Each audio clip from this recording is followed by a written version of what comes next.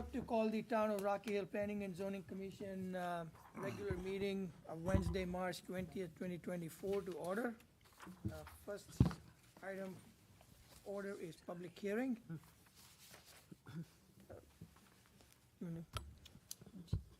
Good to go, good? Yep. A, proposed zoning regulation amendments, Town of Rocky Hill proposing to add to section 602 dispensary medical marijuana and adult use cannabis retailer.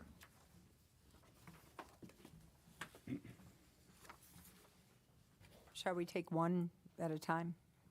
Oh, isn't it A and B? Well, It's all A, together? B, C, D. We Want got, to do them all well, we together? have, item one is just, do we want to allow that use?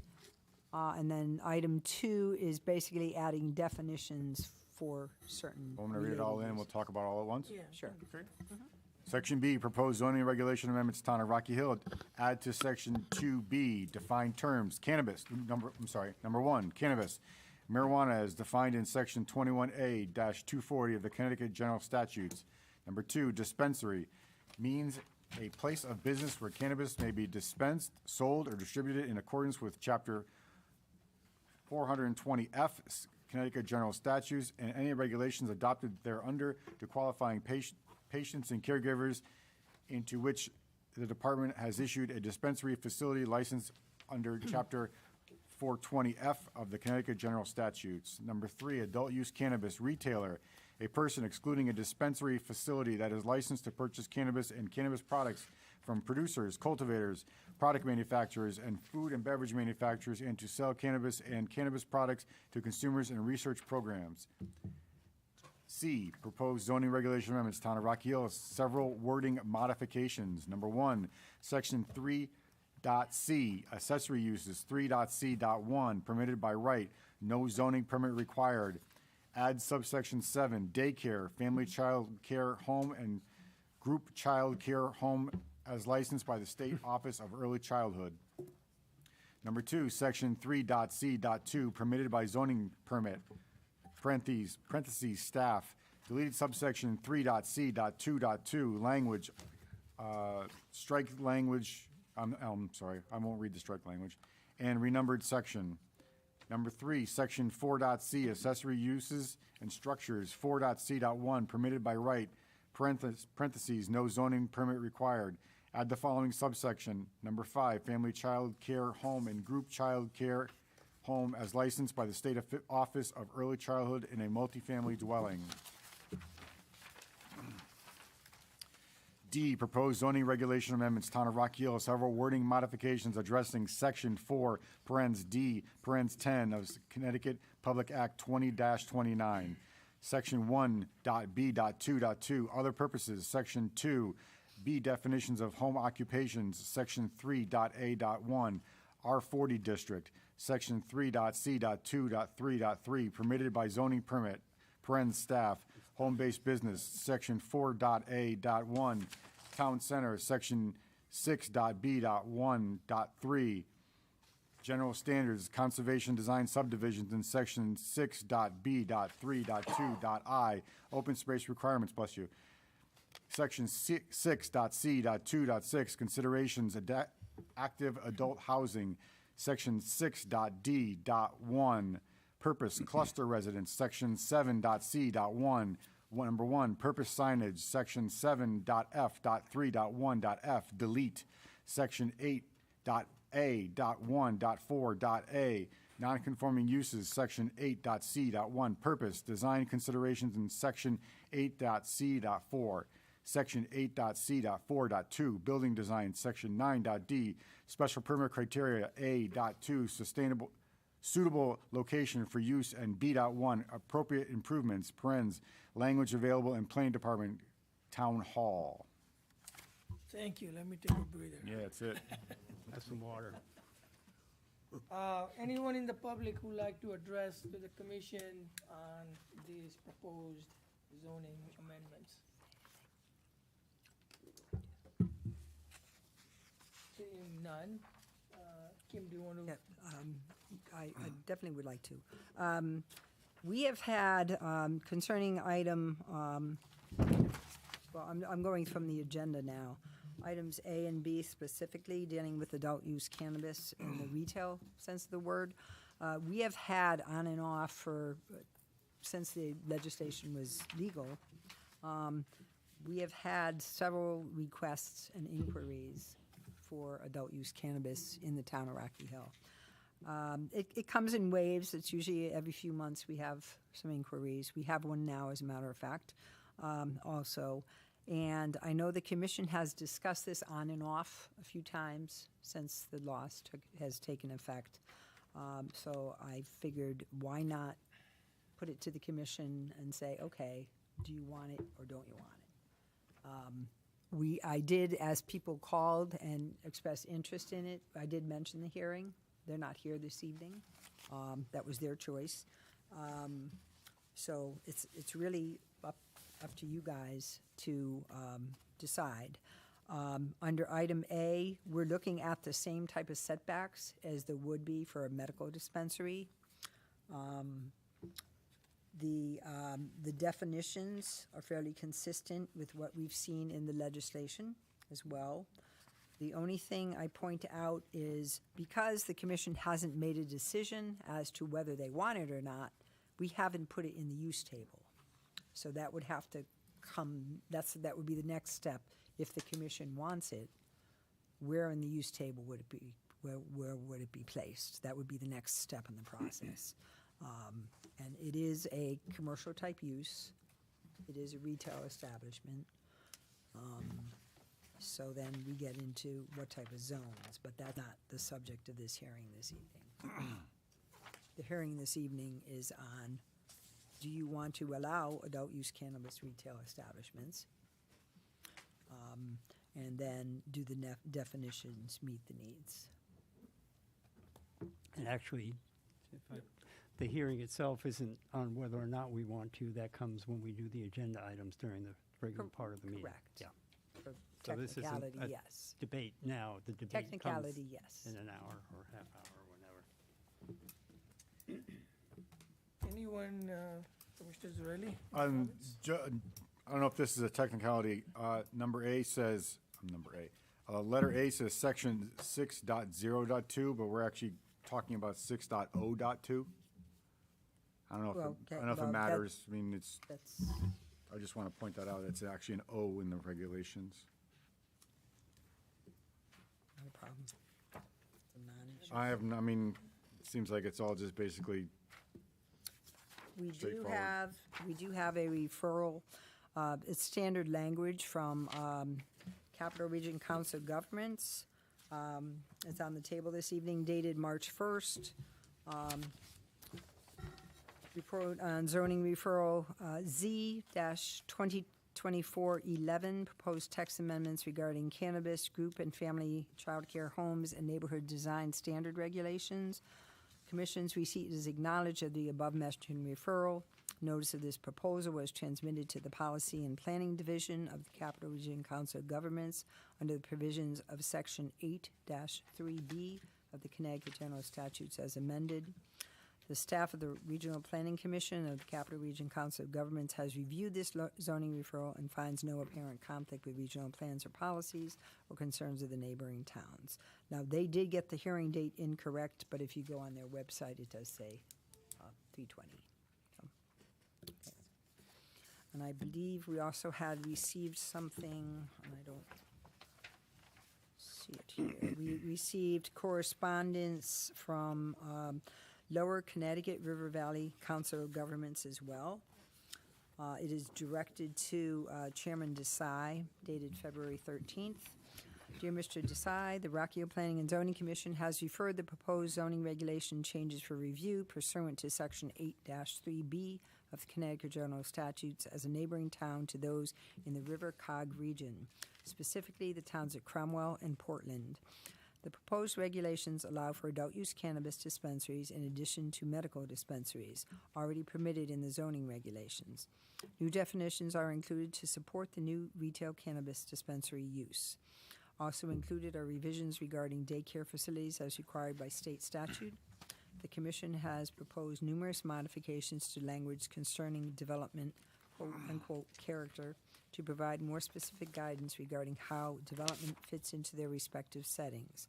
Examples include eliminating somewhat ambiguous and outdated descriptions such as development will be compatible with the characteristics of the neighborhood, and replacing it with reflects the site characteristics. It is noted that Section 7, F as in Frank, 3, modifications regarding site lighting is proposed for elimination to discourage, quote, ornamental uplighting of sculpture, buildings, or landscape features, perhaps in recognition over concerns over excessive night lighting and in promotion of dark sky initiatives. These findings are provided for the Commission's public hearing, which is scheduled to commence Wednesday, March 20, 2024. Intermunicipal impacts. Review of the petition by staff of the RPC suggests that no adverse intermunicipal impact to the neighboring River Cog towns of Cromwell and Portland will result if the regulation changes are approved and adopted as proposed. Consistency with River Cog Regional Plan of Conservation and Development. The new proposed regulations include a new category of use in adult-use cannabis dispensaries that are now considered to be somewhat of an economic driver to a local community. Although this new category of use may be beneficial to economic development in Rocky Hill and the capital region within which Rocky Hill exists, it wouldn't necessarily benefit economic development in the River Cog region. As a result, the proposed changes appear to be neutral with respect to the River Cog Regional Plan of Conservation Development in the River Cog region.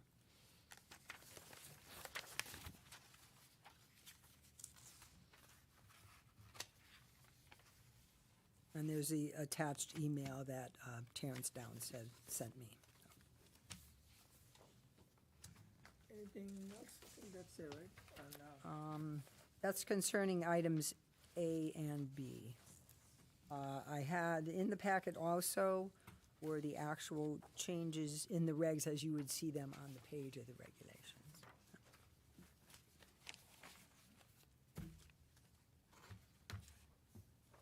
I don't know if you wanted to add anything. You good? I'm also, Okay. Commissioner Giuseppe? Legal? Good.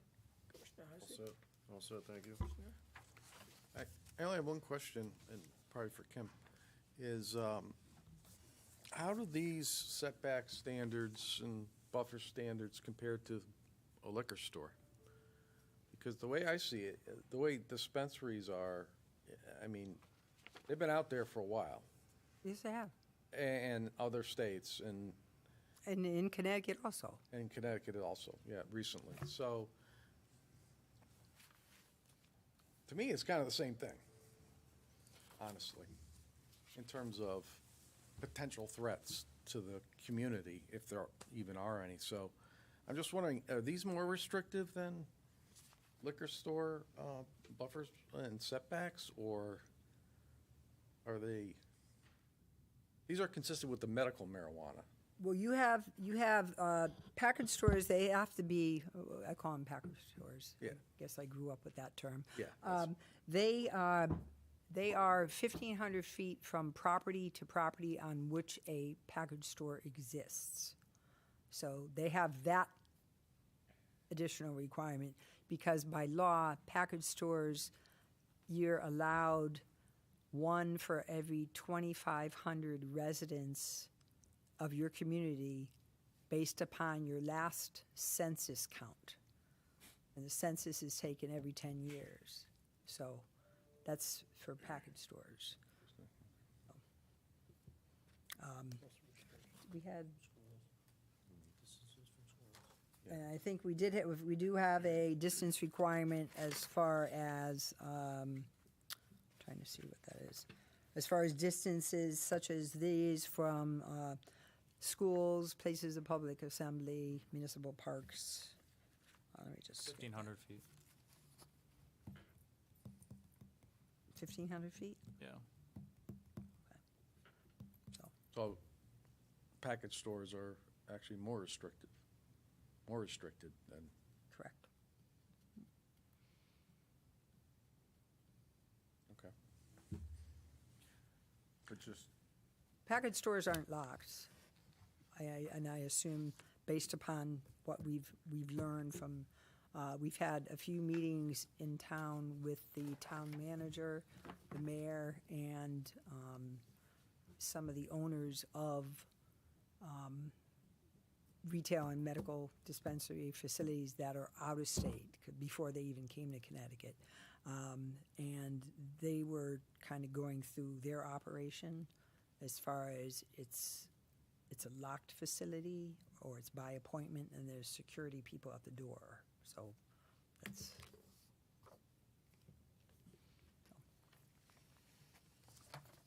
Here's something. Okay, that's, I just had two questions. Can a dispensary and a retailer be the same, one and the same? Can it be on the same property? Yes. And then, the public hearing is not about the actual verbiage in the thing, right? The use, Yeah, okay. allowing the All right, use. just making sure. Well, what do you mean? Like Commissioner Yeah. Lecco was talking about like the verbiage in like 1,000 feet and everything else and restrictions, but we're not talking about that yet, right? That's If you want to talk Oh, about okay. that, that can be for a future, that can be when we get into deliberations or Okay. whatever. We can talk about that for a subsequent hearing if that's the way the commission's going. Gotcha. Because, as I said earlier, we have to put this use, should it get approved, it would have to go into the use table, and that is another subsequent Making sure. hearing. I'm okay. Mr. Robbins? I'm fine. I'm fine. I don't have any questions either. Motion to close the public hearing. Can I have a second? Second. All in favor? Aye. Well, it's actually everything. No, But it's everything I just- read in, right? Well, if you want, I didn't really do any discussion on the others, if you Oh, want. so I'm closing, okay. I mean, if you want to, we can, No, we'll close A and B. Let's talk about C and that'd be D. great. C and D. Sorry, I thought we were talking about everything. My mistake, I withdraw my motion. Whoever bad. seconded has to withdraw their second, please. I withdraw my motion. Let's continue to chat. All right. Item C, proposed zoning regulation amendments. There is a public act that is out that basically states that we cannot treat family daycare homes any different than any other home, and group child care homes any differently. So what we've done is to modify our language to, and I have to kind of look at that in concert with the existing document, but not to treat them any differently. So what we've done is allowed, written a regulation, which is basically one-liners, to allow by right, meaning no daycare, no zoning permit required, for family child care homes and group daycare homes as licensed by the State Office of Early Childhood. So it's tied into state regulations. And then to eliminate the language under zoning permit, so that's like a checks and balance there. And then, once again, under section 4C, is to allow it permitted by right.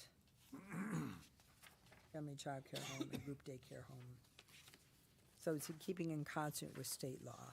State laws, we have a lot of new state laws that are coming out on the books that we have to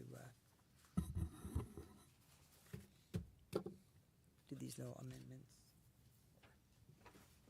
Is that the only one? Yeah, that's, For the town center, is that the state definition, sense of place instead of distinctive character? oh, you're on then you're on item D. We're talking Okay. about family, yeah. Okay. We're all I think we jumping. should have We're all all done it jumping. all, All right. I think we all should have done it all at once, I guess.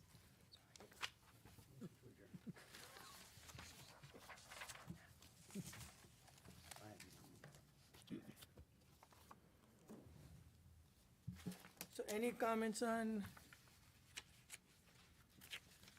item C?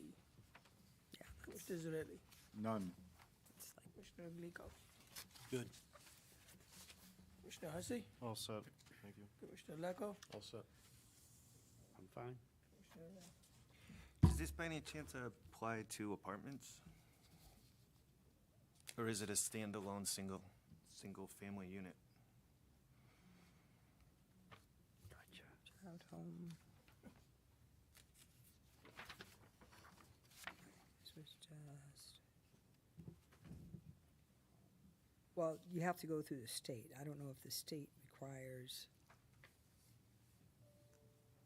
If they get the, first they have to get the application from the state. Yeah, these have to be licensed by the state, Oh. so. Yeah, they have to get the Oh. application from the state, so it kind of, it starts there, If they don't get the license, then then it comes to us.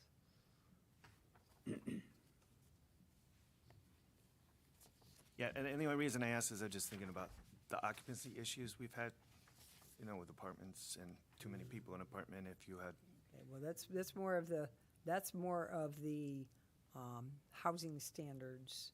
yeah, but I mean, the same housing standards would apply, right? Whatever we apply to But apartments. though, if it, in a daycare situation, they don't live there. Oh, They don't live there.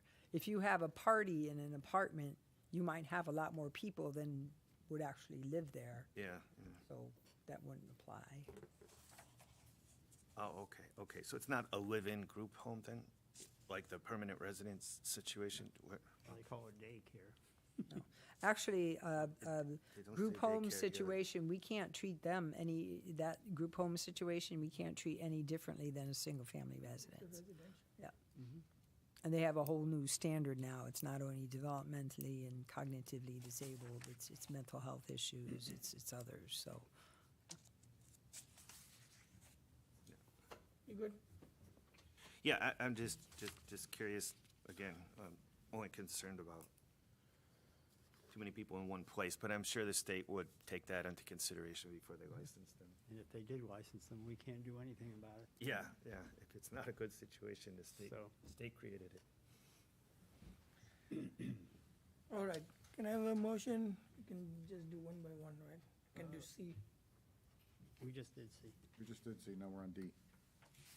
No, I mean, I withdrew my close it. motion for A Okay. and B, Yeah, so we're we'll just close it gonna all at so once. we'll do, okay. Yeah, we're on D now. Item D.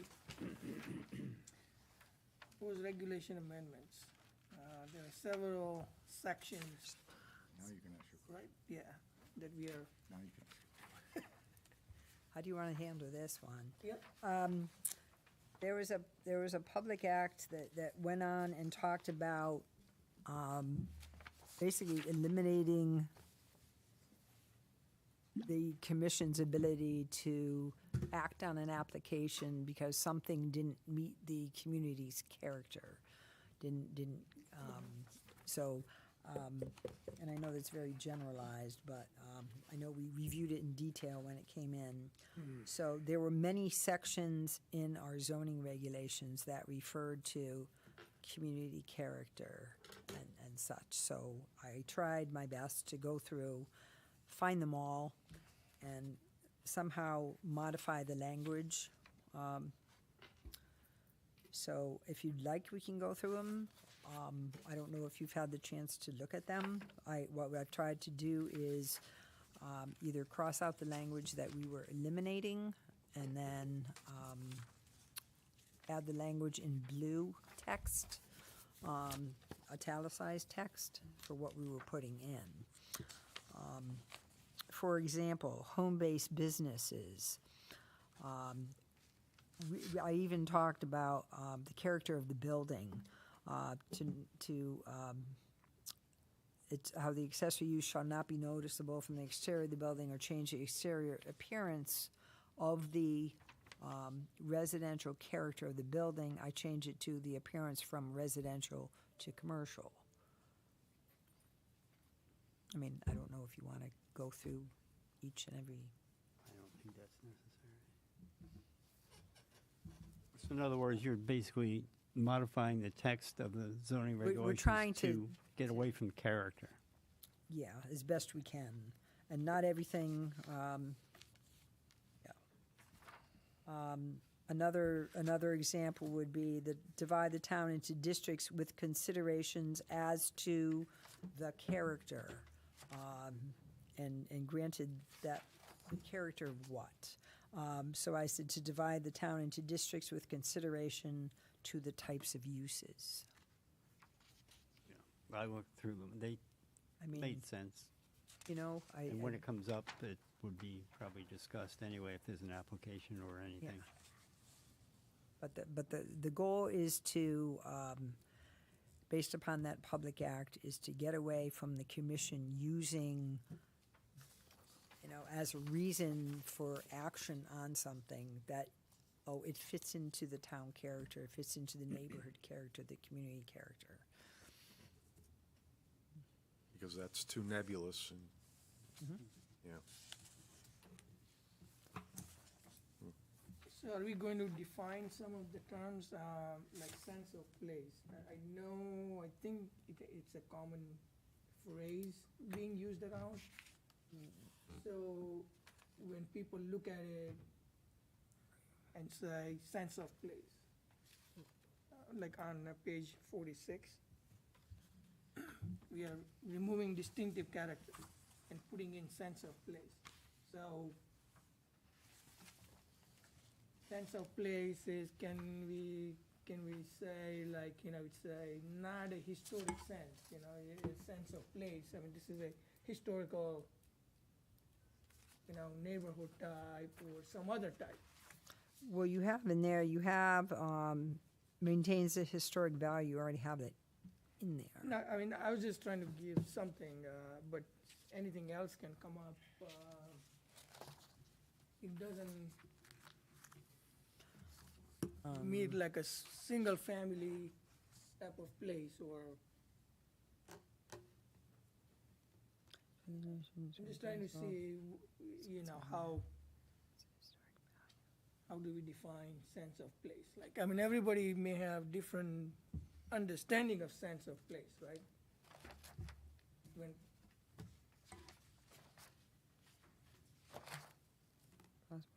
So how would we define it then if everybody has a different? no, so is that, So we you, have to put it? so you. Can we just so take you- it out? You're asking if there's like a general definition or a state definition or Something something? that guides, rather than, I mean, because, for example, distinctive character, right? I mean, they were saying, oh, you can't use this character, you know, it doesn't meet the downtown character or whatever. But when we put another definition, now, are we Yeah. getting into same Yeah. type of thing? I mean, sense of place has a Wikipedia definition, Yeah, which is, you know, 350 words long, and appears to be as Maybe the- nebulous as character. Yeah, maybe the word So- choice is, right, Perception held by people. yes. Feeling or perception held by people. you Right. know, Those too generic. It's, No, but we are trying to avoid that perception, right? We are Yeah. trying to avoid something, and, well, we can take, and this doesn't have, this particular yeah, one I can be, think those words put off. maybe need to be looked Yep. at. yeah, Yeah, it's a hard thing to do, right. yeah. you know. It's, they're trying to satisfy the statute, but Well, I why don't also we- want to be cautious, we're not putting something in that, Okay, well, let's take page 46 out of the mix. Discuss and you know, this is All just right. the presentation, not the, Pardon? the sense of place. You can take page 46 out of the Okay. equation right now if you'd like. Mhm. No problem with that. For a, Yeah, and I remember site characteristics is from the statute, because they talk so about, I will remove,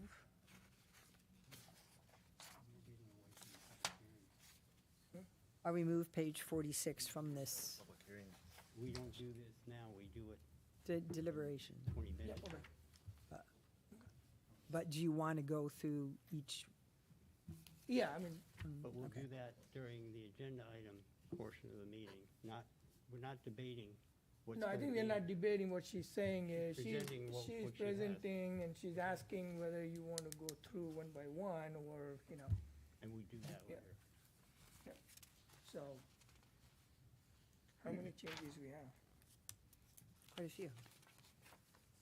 Yeah, I mean, why don't you go through it? Yeah, and I we'll mean, discuss it. for the next, for the conservation design subdivisions, I'm just going page by page. We can't talk about, in general, characteristics of the neighborhood. Perfect example on this page, which is page 70. So instead of saying will be compatible with characteristics of the neighborhood, it's reflect site characteristics, which is exactly, that's almost the language of the act, because that's what they're looking for.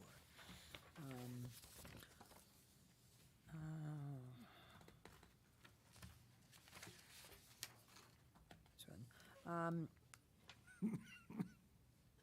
Yeah, so areas that contribute to the overall character of the community, including but not limited to.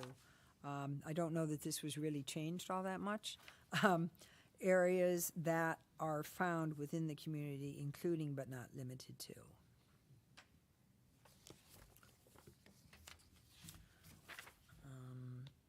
Active adult housing under section 6C2, subsection 6. Its compatibility with adjacent residential areas of similar density and character. We would eliminate of similar density and character. That would be eliminated.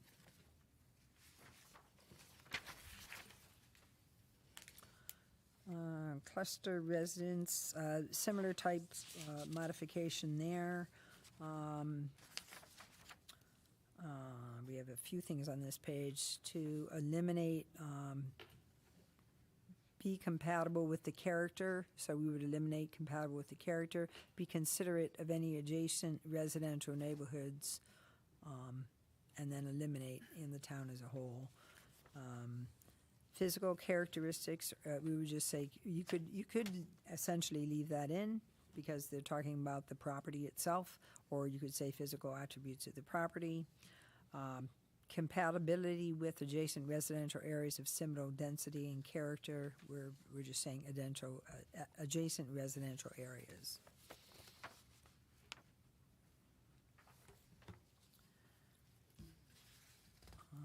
Section 7C1, under the purpose of signage, we're talking about eliminating the words are consistent with neighborhood characteristics. So we would just eliminate that language.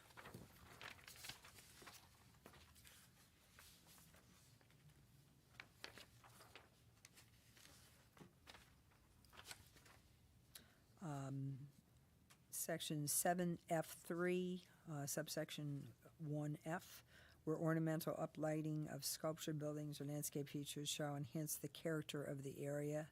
We actually added that in 2019. We added that in, but under the dark skies regs and trying to do full cutoff lighting, whatever, we're not looking to do that. Non-conforming situations, section 8, special standards, 8A1, subsection 4, A. A change in non-conforming use to a lesser non-conforming use, and then it goes on to say that the commission determines is more in keeping with the character of the underlying district, eliminating from that the commission determines, and so on. We would eliminate that.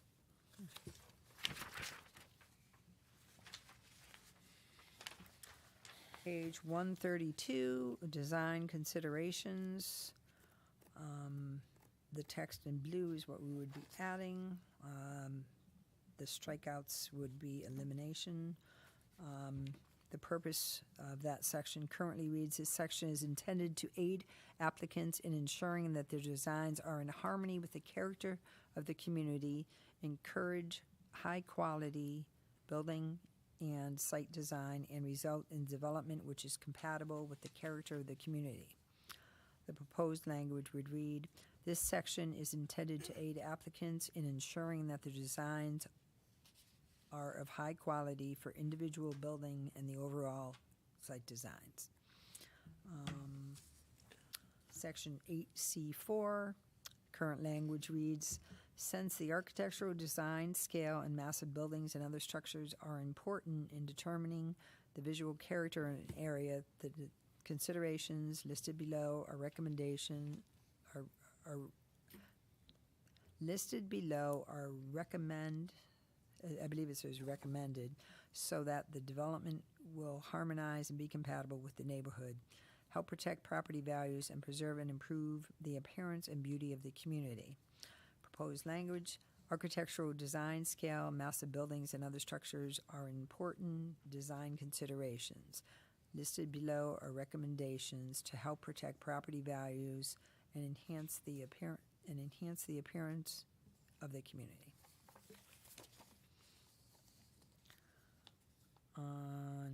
As we continue in that same section, there's modifications to section 8C42, subsection 6. Variation, a roof line should be used to add interest and to reduce the scale of larger buildings and should reflect the New England character in which the building is located. We're proposing to eliminate and should reflect the New England character in which the building is located. Under the special permit criteria, we have applicants come in and actually have to prepare a written statement to address all these different criteria. And there were a few in particular that addressed character. Suitable location for use, section A2. We're proposing to eliminate character that in general will be in harmony with the appropriate and orderly development of the district. Well, we just want to eliminate character that in general will be in harmony with the appropriate and then we would replace that with the proposed use shall be of such location, size, and compliant with the orderly development of the district, which is proposed, and so on. Following section, section B, appropriate improvements. It currently reads, the design elements of the proposed development will be attractive and suitable in relation to site characteristics, the style of other buildings in the immediate area, and the existing and probable future character of the neighborhood in which the use is located. The proposed language would state, the design elements of the proposed development will be attractive and suitable in relation to the site attributes and consistent with the plan of conservation development and any applicable area studies. That's it. So far, I see that one section, page 46, that there will be some, we'll Yeah, we'll eliminate that from this discuss, yeah, discussion. like, yeah. Okay. Now can I have a motion? Motion to close the public hearing. Second. All in favor? Aye. Aye. Opposed, motion passes. Thank you. Moving on to item 2, calling for a regular meeting. Anyone in the public who would like to address to the commission on items not listed on, items not on the agenda? Seeing none, can I have a motion for consent agenda? Moving on to item 4, consent Motion agenda. to adopt the consent agenda. I'll second that. All in favor? Aye. Aye. Opposed, motion passes. Item 5A. Could I make a motion to move items, let me get the right numbers. To move items G, E, F, and G, which were the subject of the public hearing, up to the top and make items A, B, and C the letters that come after that. I just want to, You want to move the hearings up and, because Yeah. we do have Because we people have that are people, here we might, for yeah. items A and B. Well, will this be, I'm just thinking it would be, this may take longer if we Okay. drag on, so, it was just a suggestion. yeah. No, thanks, I think we have, Because we do have people here for item A and yeah, item B, so I would think Okay, we'd want to. that's fine. okay, Okay. thanks. 5A. Plan modification application, Ace Hardware 43 Corporation, proposing an outdoor retail location and 2 parking spaces in parking lot of 945 Cromwell Avenue in a C Commercial Zoning District ID 16-262. Good evening, everybody. Thomas Shane Kerr from Ace Hardware 43 Corporation. I guess the first question would be, does anybody have the packet from last month's hearing with them that has the application and the photos with it? I believe at our last meeting, we were supposed to get some new information based on our discussion.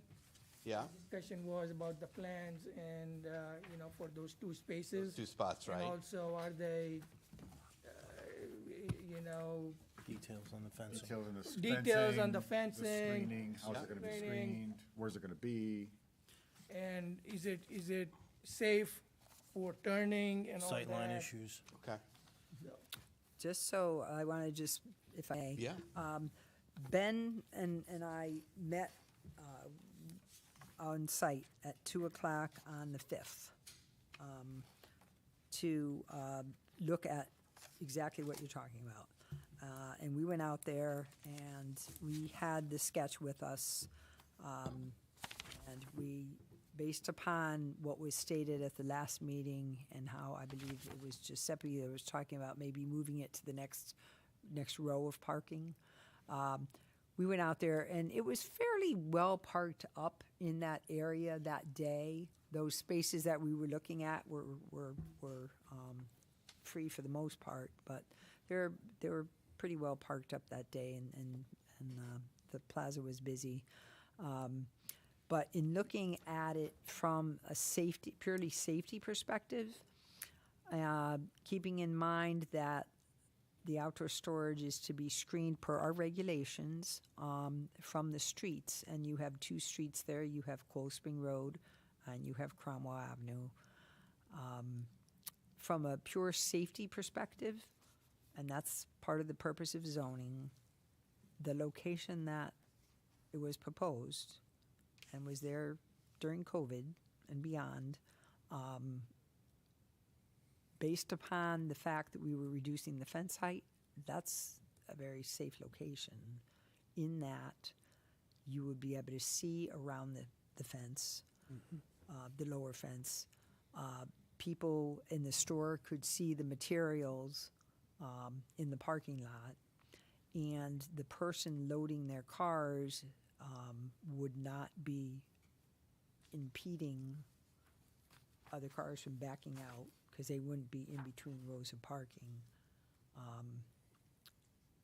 And you wouldn't be, if you needed the screening from Cromwell and Cold Spring Road, the only other location that Giuseppe, for example, was mentioning, there could be a car parked to impede the person loading the material, so that would be a problem there.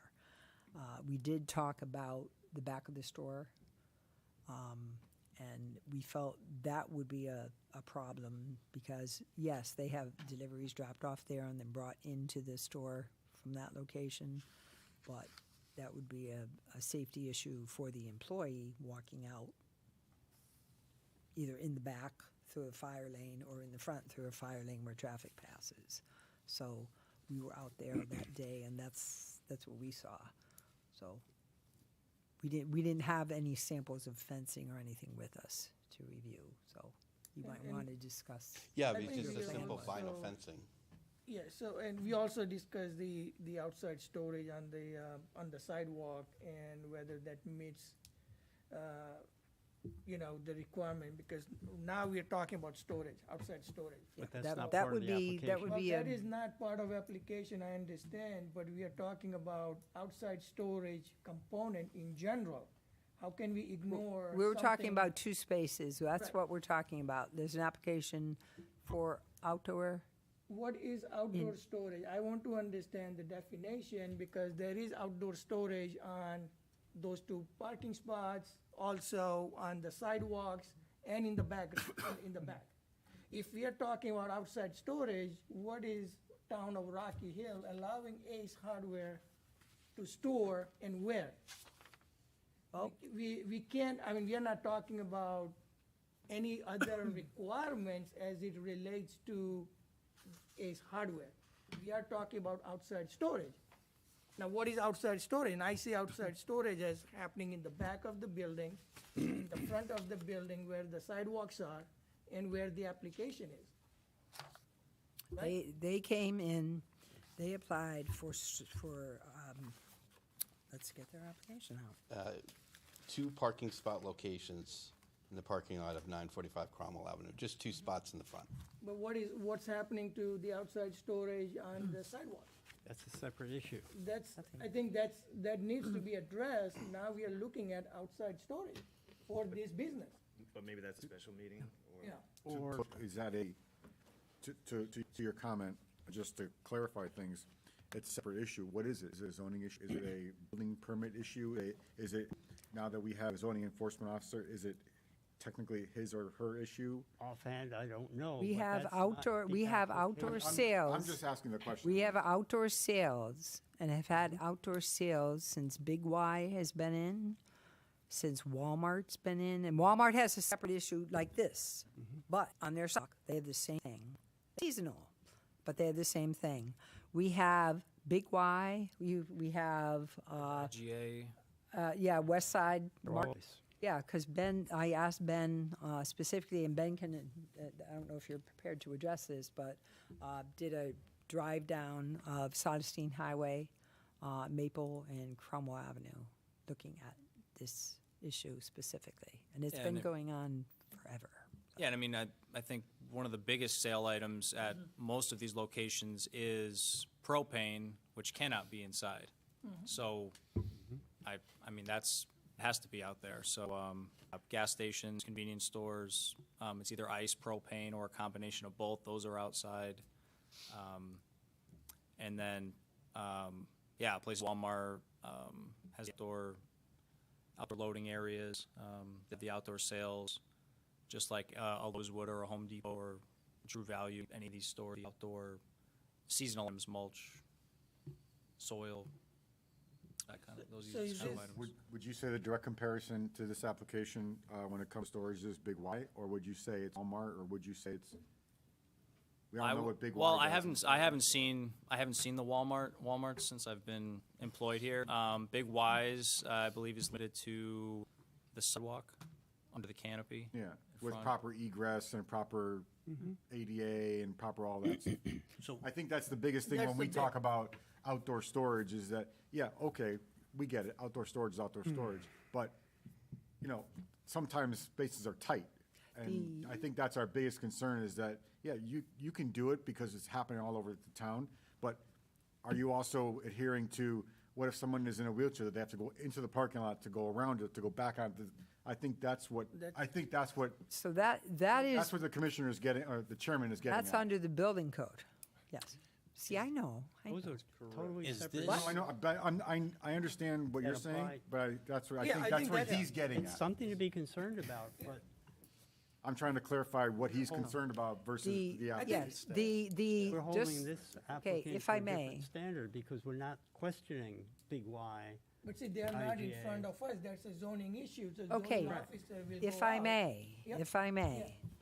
He is here for 2 spaces in the parking lot for outdoor retail, as you have approved the more spaces for Walmart.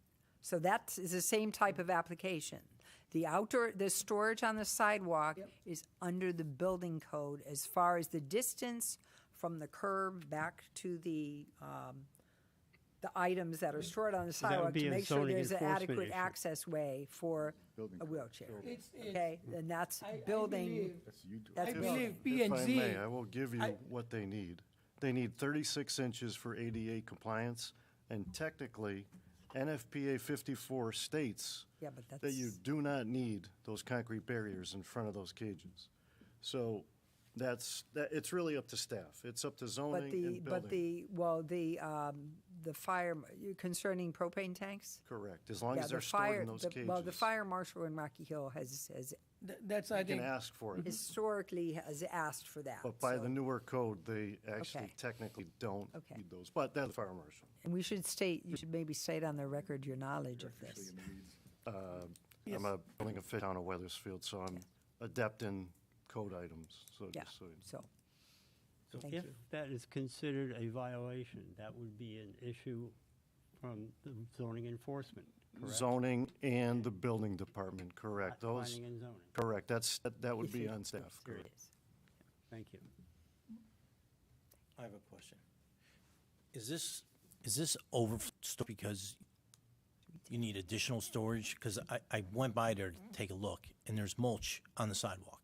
And you're looking to put additional mulch in the parking lot? Like, you've Additional exceeded? products. So we carry 50 of those products. We're going to take the top 10 to get them into under the canopy and in this spot.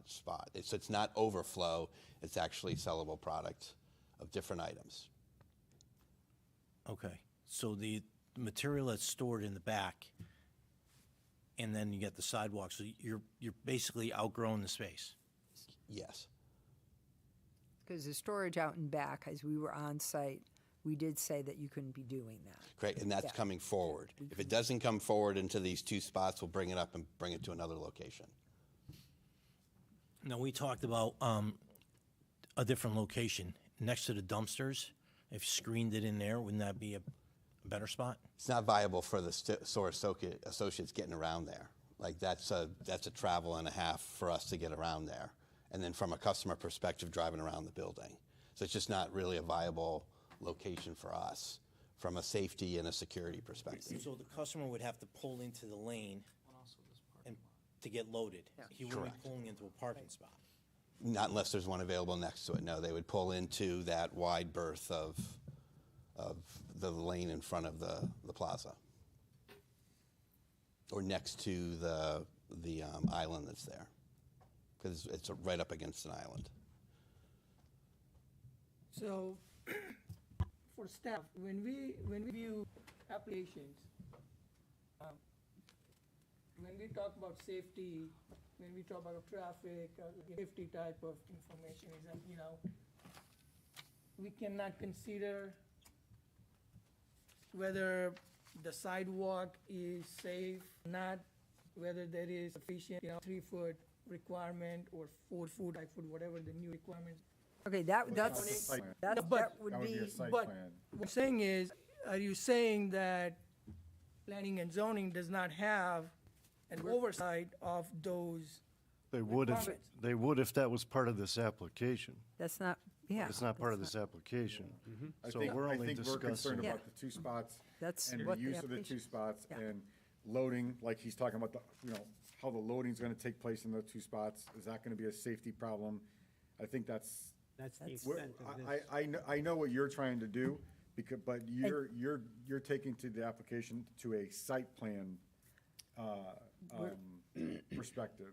And That's something that we'll And- look and- into from a, doesn't comply, doesn't comply. Yeah. That's not here this evening. That's not part of this. So, when would that be addressed?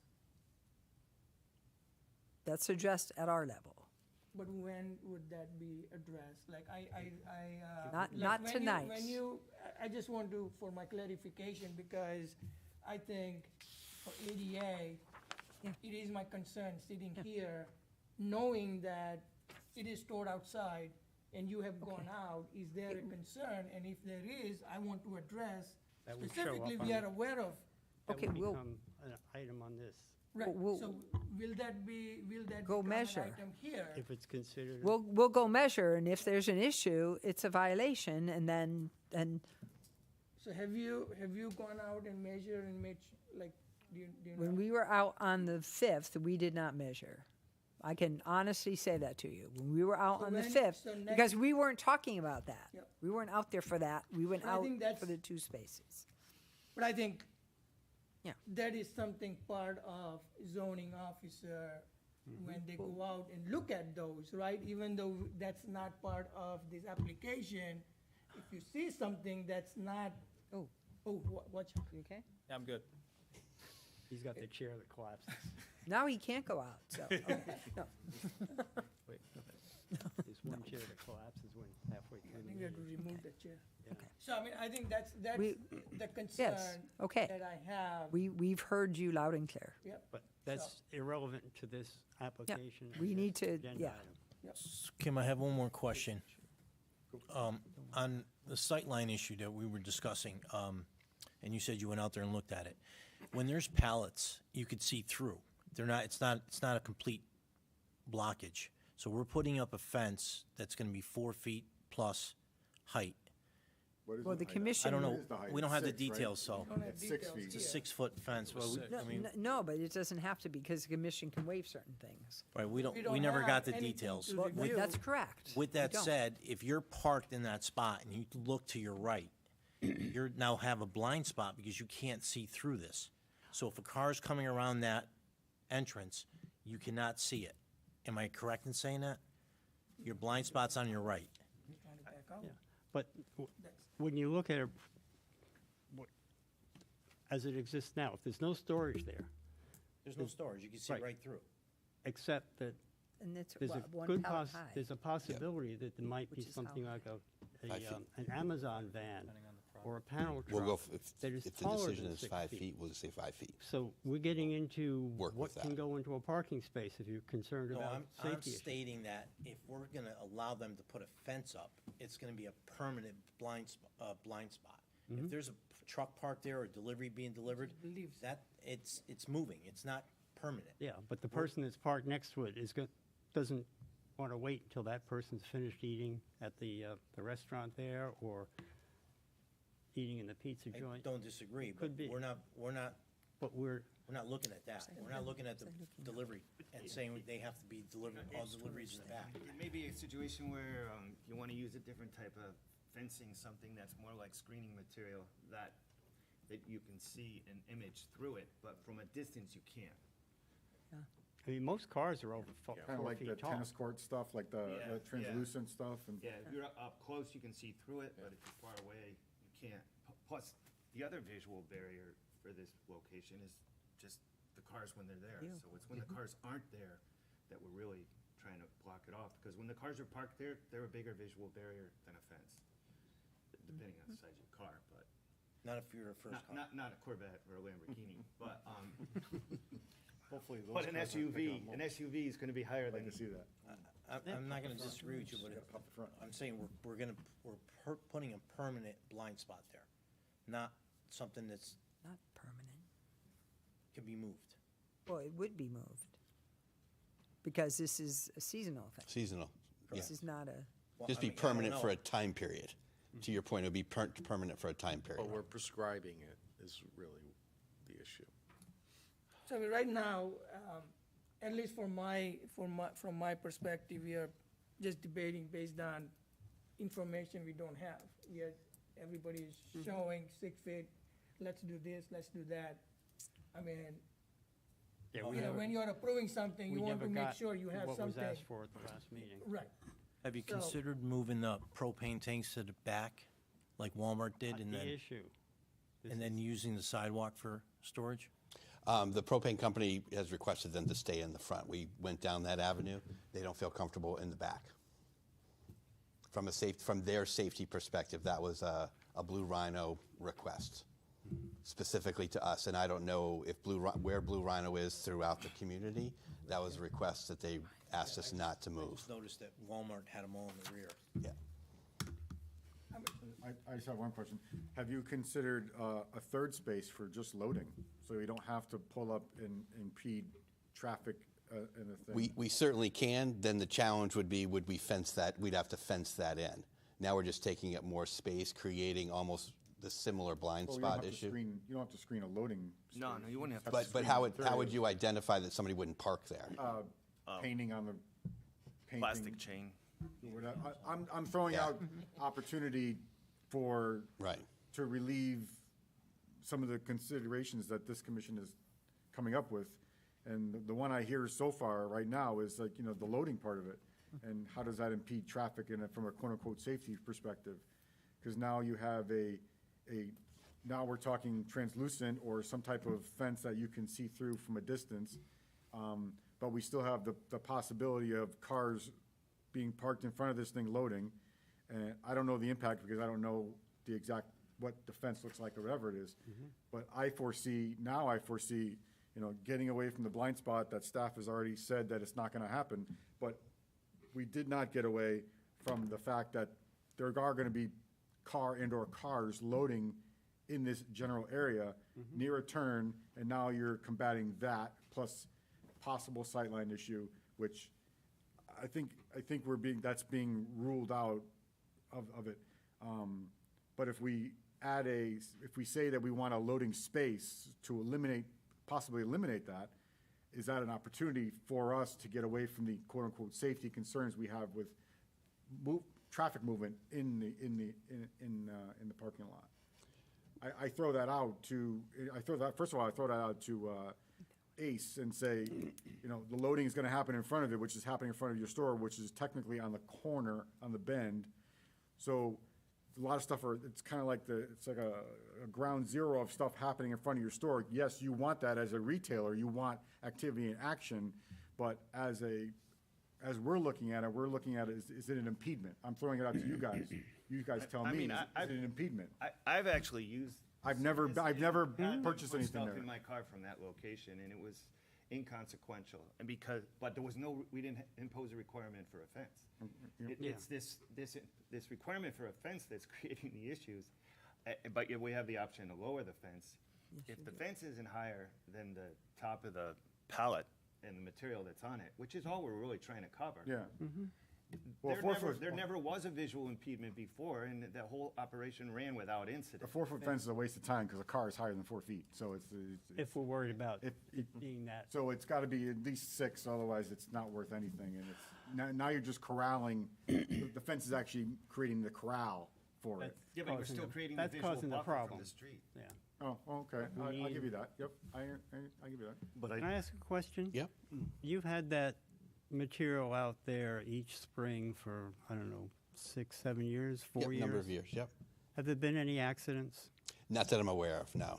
That- Not that I'm aware of. If I could just circle back to your question, sir. That third spot Yeah. is half of that, and I'm cognizant of the next business, half of that spot is in front of their business. Okay. So not that we're petty in the parking lot, but I don't want to impede on someone else's business to generate our business. Yeah. Do you think So I the just want to be, loading do you think the loading would not impede on that business? no, because that would be right in front of the pallets in In theory. front of you, That'd be okay. in front of our physical space. So I'm just sensitive to Yeah. others in the plaza. And I think that's what we're trying to pay attention to also, Yeah. so as long as we're on the same page, Yeah. I'm okay with it then. And just one more comment, since Commissioner Robbins mentioned it. We buy mulch there every year for the last 5, 6 years. And we're parked there for 20 seconds, 30 seconds. This is the way it operates. We go into the store, we pay for it, and one of your people comes out and they load it into our trunk, and we're gone. Right. So there's no long-term parking or anything. Yeah, we try to keep it efficient just Yeah. for our sake, getting people back in the store and then the consumer is getting out of there. Anyhow, So- that's just a comment. Appreciate that, Firsthand. thank you. In And my we're not ca- going to buy it this year. In my because- case, I typically pick the space that's close to the store, which happens to be close to the storage area, so Mm-hmm. I don't have to move at all. They just pick it up, I open my trunk and they put it in. Any other comments? I think We need a formal we need formal proposal. proposal, something that shows, that's Screening details? screening details and I stuff. think ultimately this is all boiled down to, we need the screening detail. What are you looking for? Are you looking for a vinyl fence? You looking for a chain link fence that has the green slots in it or the white slots in it? We're looking Like for what a type of visual fence are buffer you? From the street. I mean, the street's a That mile doesn't away. create a visual obstacle to the people in the Which would be parking lot. Cold Spring Road and Route 3. Yeah, so Right. it's two sides and then. And these are the two farthest spots from both roads. Yeah, I mean, it could be, what do they call it? That fabric, that, I don't know what the name of it is. well, whatever, like the screening fabric that they put on the sides of a tennis court or a, but Yeah, they they make do it for have- fences, they make it for decks on pools. You'd have to mount it. It's a windscreen. chain- It's actually a windscreen is really Yeah. what Right, it Really is. windscreen. Yeah. that's- So, So that would be on a chain link fence with a windscreen wrapped around the two sides. Whatever is sturdy enough to hold it up. Yeah, I mean, you don't want it flapping around. Well, we'd Yeah. put them in concrete buckets, the Yeah. chain link, and then wrap the fabric around from So you that. can see through it as you get close. For the most part, yes. And then are we saying, don't make it too high? I'll leave it up to this commission whether it's 4 feet or 6 feet. My personal opinion is 4 foot is just, all you're doing is just delineating the two spots. It's, you're not really screening anything because Unless- they're gonna be higher than the 4 feet. Are you gonna be higher than 4 feet? At the max, will be 5. Then 5 feet. Then put 5 feet, yeah. I mean, I think, and that's what it will be in your submission. Can we just agree on that right now? Can we just simply say 5 feet high, chain link fence with the windscreen? We can't agree, but We still need it's a the recommendation. documentation because something happens, we will not be here, and they can go back and say, what was approved? Was it done? Because that can be used for whatever purpose. Absolutely, So understood. we need something, and, Okay. you know. Any, I guess, last thing, you said you're gonna use 5-gallon buckets, so the fence is gonna start a foot and a half up? Or we could. I'm just asking, I don't have the detail. Yeah, I mean, that's how we'd have to set the posts. We could obviously build something below that to cover that foot and a half space, if, you Well, know. the goal is to screen it, so I Correct. don't have a detail to look at, that's why I'm questioning. Absolutely, yeah, understood. all right, can I have a motion? I think we'll continue probably. Is it continue? And do we have enough time? Is the time, are we still in a good time? Yeah, we had, it was last month. So is the motion to continue? We're continuing? Table. Or table, yeah. Yeah. Motion to table. I'll second. All in favor? Wait, motion to table for a screening detail. Detail. That's all we're gonna talk about at the next, can we do that? Can we table just to say? Just to talk we about want that. Just a screening, all we And want we is a would- detailed view of the screening, nothing, we're not gonna talk about anything else. Correct. Correct. And we would need that in as soon as possible, so I could get that Absolutely. to them. I'll let you know. Thank you. Okay, thank you all. Thanks. Oh, we didn't vote. we I'll need second- vote. Second that. All in favor? Aye. Aye. Any opposed? Motion passes. Thank you. Thank you.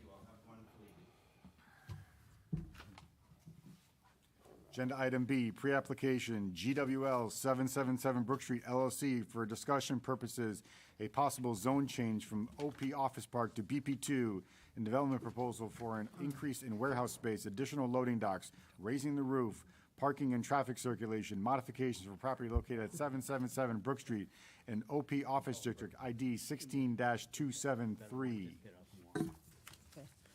Before you proceed, if I may, I just want to point out to the commission that this is what's called a pre-application process. You know me, I have to do my little blurb before every pre-app. Under the Connecticut statutes, possible applicants do have the ability to come before planning and zoning commissions to discuss a potential project, which may or may not come to fruition, but they have the right to do so. What they say at this meeting is non-binding on them, and what the commission says is non-binding on the commission also. I would remind the commission that they cannot state on the record, they can't state that, you know, you come in, we'll approve this, we'll deny this, I like this, I don't like that, but offer suggestions, offer constructive criticism, feedback, you know, with what they're presenting. They are coming in with a pre-application. It's to discuss a possible zone change from the office park to the BP2 zone for 777 Brook Street, as well as a development proposal for increase in warehouse space, adding loading docks, raising the roof on the building, so increasing the height, modifications to the parking and traffic circulation, so. Okay, thank you. Good evening, everyone. Thanks for having us here.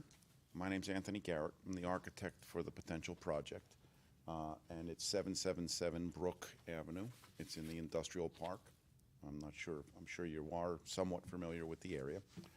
Previously, it's where the Connecticut State Lottery operated. Back in 2006, I believe, there was a site plan filed where they converted half the building over to warehouse use, and the other front portion of the building, approximately half, was used for offices. And I think they stored a lot of paper and receipts for the lottery, the Connecticut lottery. Previous to that, the building was a manufacturing building for wire mold, manufacture of conduit, electrical accessories. Our client, GWL 777 Brook Avenue, there's a representative here. They're the owners of the building, and they are interested in raising the roof on the building. So that's kind of maybe a unique thing. I don't know if you've had one of these projects in Rocky Hill or not. We have done somewhere between 20 and 25 roof raisings. So what it is these obsolescent industrial buildings, which have a clear height of 18 to 20 feet, are not very desirable anymore. Everybody wants cube, they want volume. This process basically does not necessarily, the roof raising doesn't change the footprint of the building. It basically raises the roof in a single maneuver, a single diaphragm, and it's kind of fascinating. They replace all the columns. They're telescoping columns that are put in place. Everything's shored up. The roof goes up. Then they clad the side, the perimeter of the building, and now a building that was 18 to 20 feet can be raised to 30 to 35 feet, even higher if somebody so chose. That's not the desire here. So it's a very green strategy to reuse buildings that comprise embodied energy. A lot of energy went into that building to make the block, to put the steel in there. This is a way of repurposing those buildings in a really environmentally sensitive manner and creating a state-of-the-art distribution facility.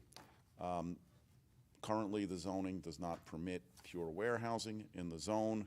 We're here to talk about the possibility of requesting a zone change from OP to the BP2 zone, which is adjoining the property on Brook Avenue. Some of the uses in the area includes the BJ distribution warehouse. There's a kind of a flex industrial building across the street where Trane air conditioning products are stored. I think they have an office component there as well. So before we started this boulder rolling down the hill, our engineer is here from Artel Engineering. We reviewed the zoning ordinance and we said, hey, there's a flag here. We should approach the town of Rocky Hill to see if there's an interest in requesting the zone change. So that's what we're here for. I'm going to turn it over right now to Dinas. I'm going to get your last name wrong, so Verbicus from Artel Engineering, who's going to describe some of the site features. We are proposing a small addition, probably about a 20-foot, not even a 15-foot tall loading corral on the west side of the building. Currently, there is loading on the east side of the building. It's a little tight over there, and we think this is a safer, more desirable location, and I'll let Dinas explain why we think that's the case. Good evening. For the record, Dinas Verbicus, professional engineer with Artel. You're actually going to need a microphone. There is a handheld mic, I believe, on one of the chairs. Yeah, on the chair right there. Okay. I hope you don't expect me to sing.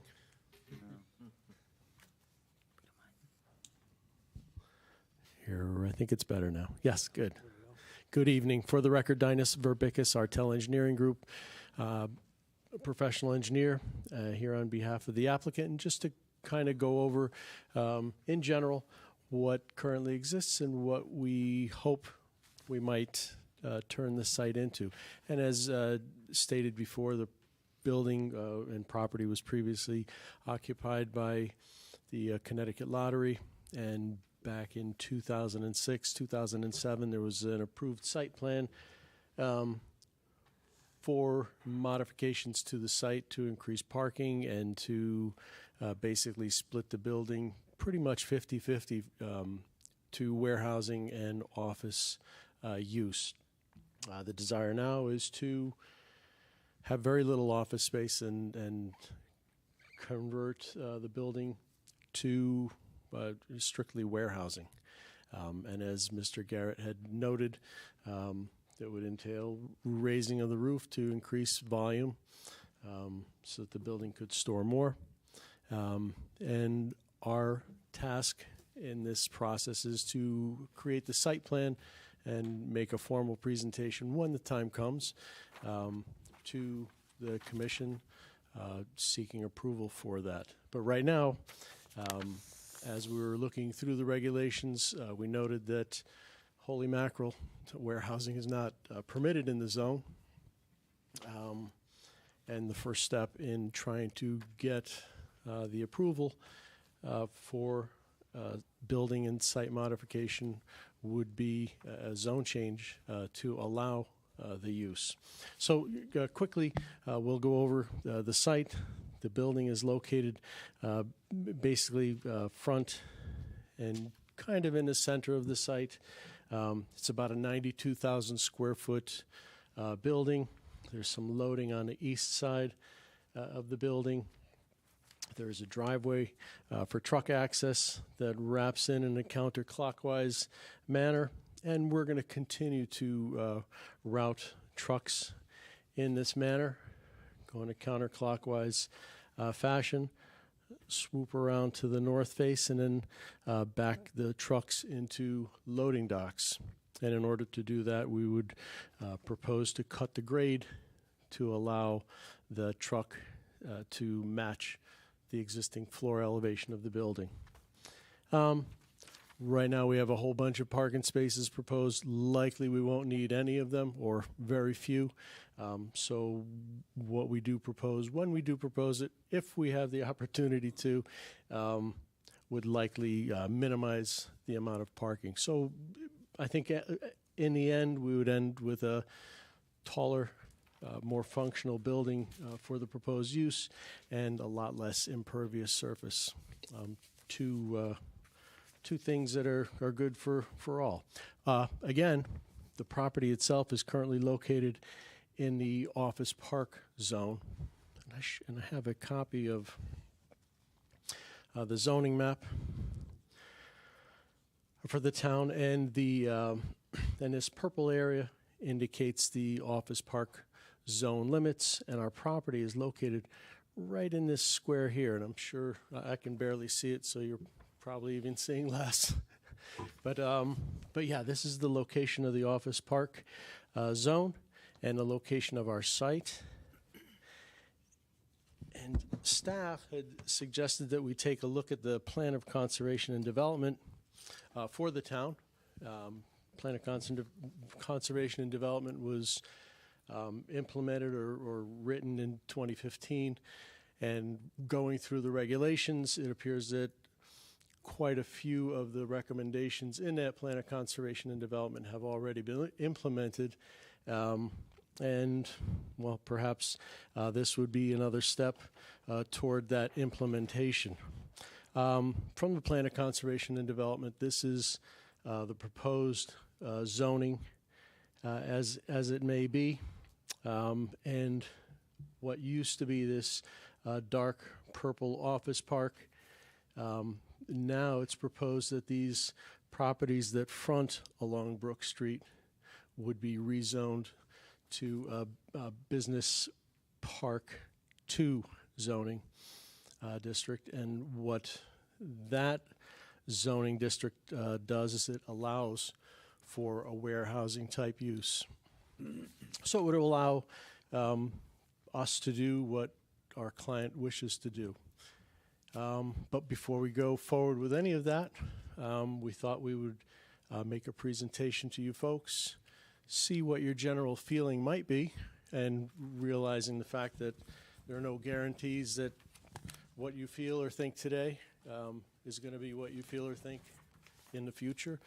But again, we'd like to have some input if you may, and we're here to listen and here to talk and answer any questions that you might have.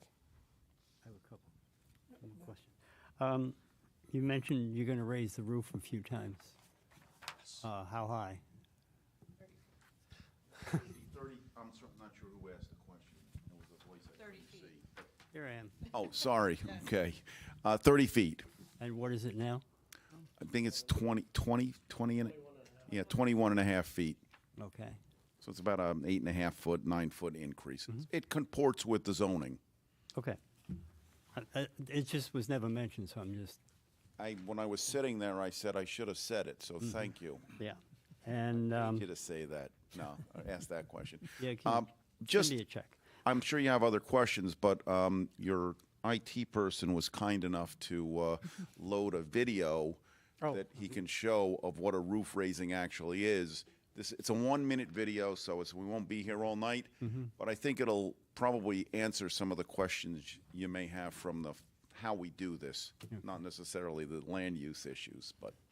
Another question is, will you change the appearance of the building with the roof increase? Yes, so if I could just get him, I think he's going to run it. Yeah, good. So this will give you an idea of what is typically done. So currently, that building is a brown masonry, and there's a white metal fascia at the top of the building. In this video, it's not our building.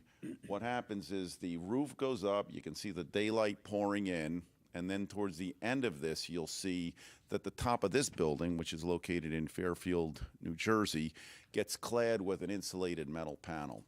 That's what we anticipate doing on the building at 777, should we get the zone change. So this will really it's kind of cool to see this, this time-lapse video.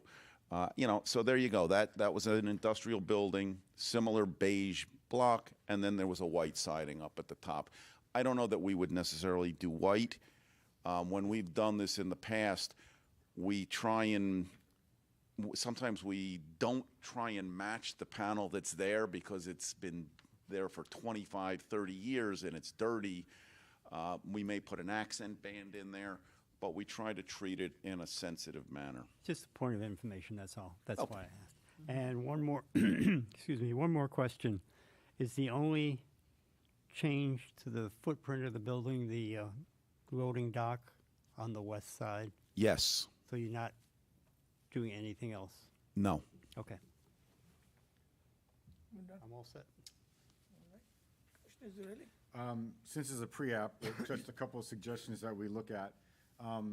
We actually just had an application, I couldn't probably say within the last year and a half, for properties for the property to the east. They did a zone change, so you may want to go through the minutes. Oh, that would be Find out the terrific. questions that we asked at that time, and so you can better prepare for a potential application, because they just did it. So you might as well just learn from their minutes. So here's the $60,000. Did they get approved? Yeah. Okay, then we would, Call me. Call Yeah. me. we'll reach out to staff and I Ms. throw that Ritchie. out because Yep. they just did it, and why reinvent Yeah. anything? Some of the things that we look at as a commission, elevation from the street is good. The impact to the neighborhood as before and after elevation, like this is what it looks like now, this is what it's gonna look like to the neighborhood after the fact. And any type of vegetation that you're gonna be putting into these green islands that you're gonna throw at it. That will go far. Visuals are better for applications, so we ask less questions because pictures, I heard that loud and clear in the previous hearing. yeah.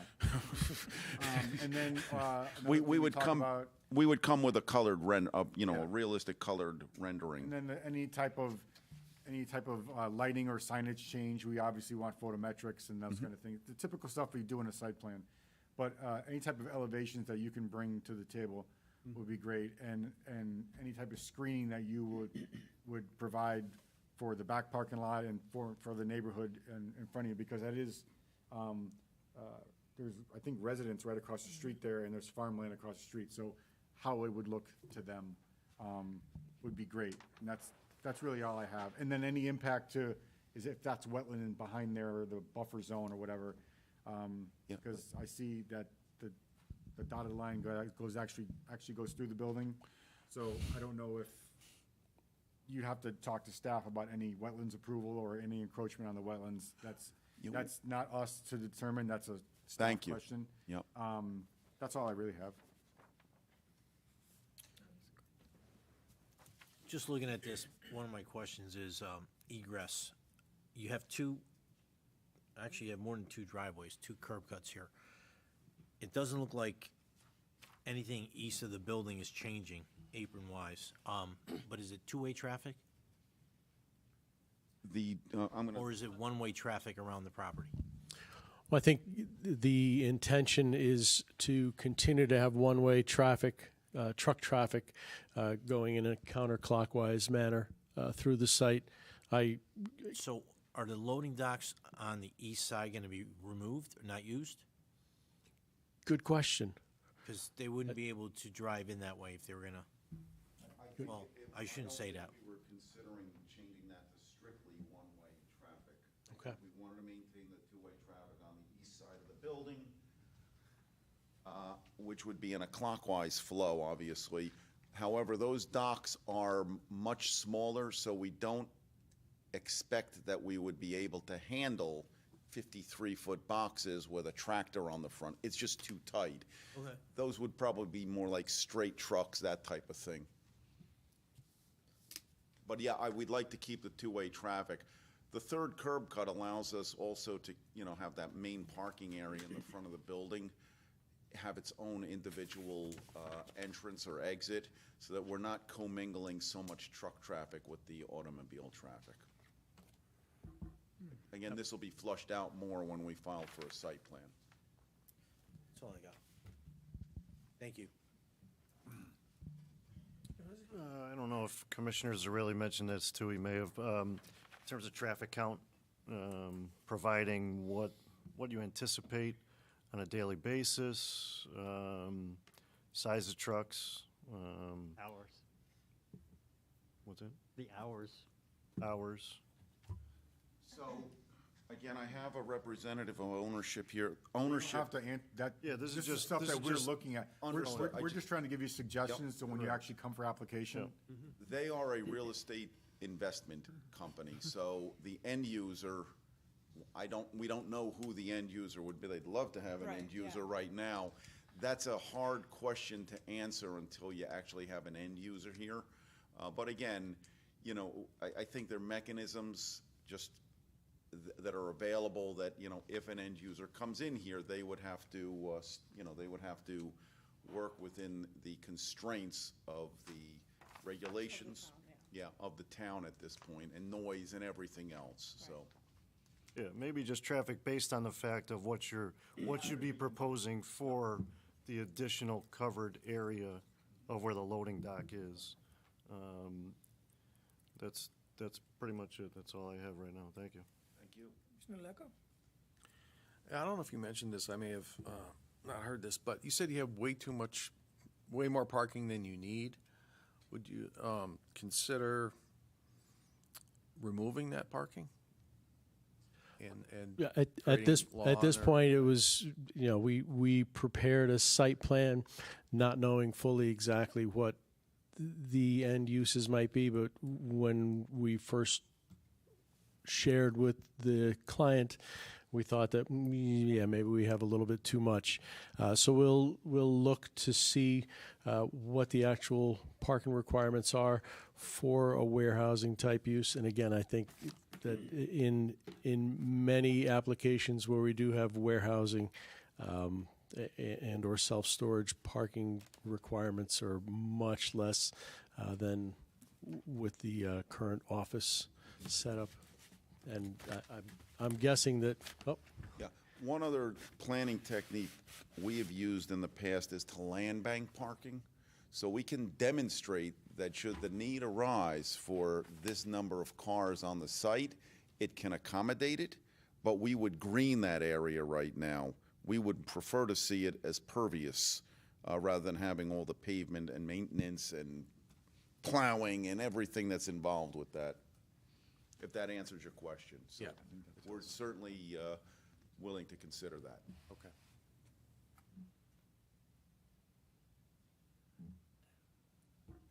Simple. I think they would have to explain that as part of the Yeah, site because plan. that's, We can't ask it now, but they would have to explain that. I'm You got some sensitive or environmental resources on the north side of the property.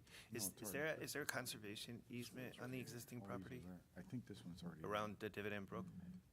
I don't know if there is an easement that is dedicated on the property. We don't have a current survey. The plans that we're working with were based on the survey and documents that were prepared in 2007. So as part of our planning process, we would have an updated survey, and that survey would indicate to us as to whether or not there are conservation easements or other things we should be cognizant of.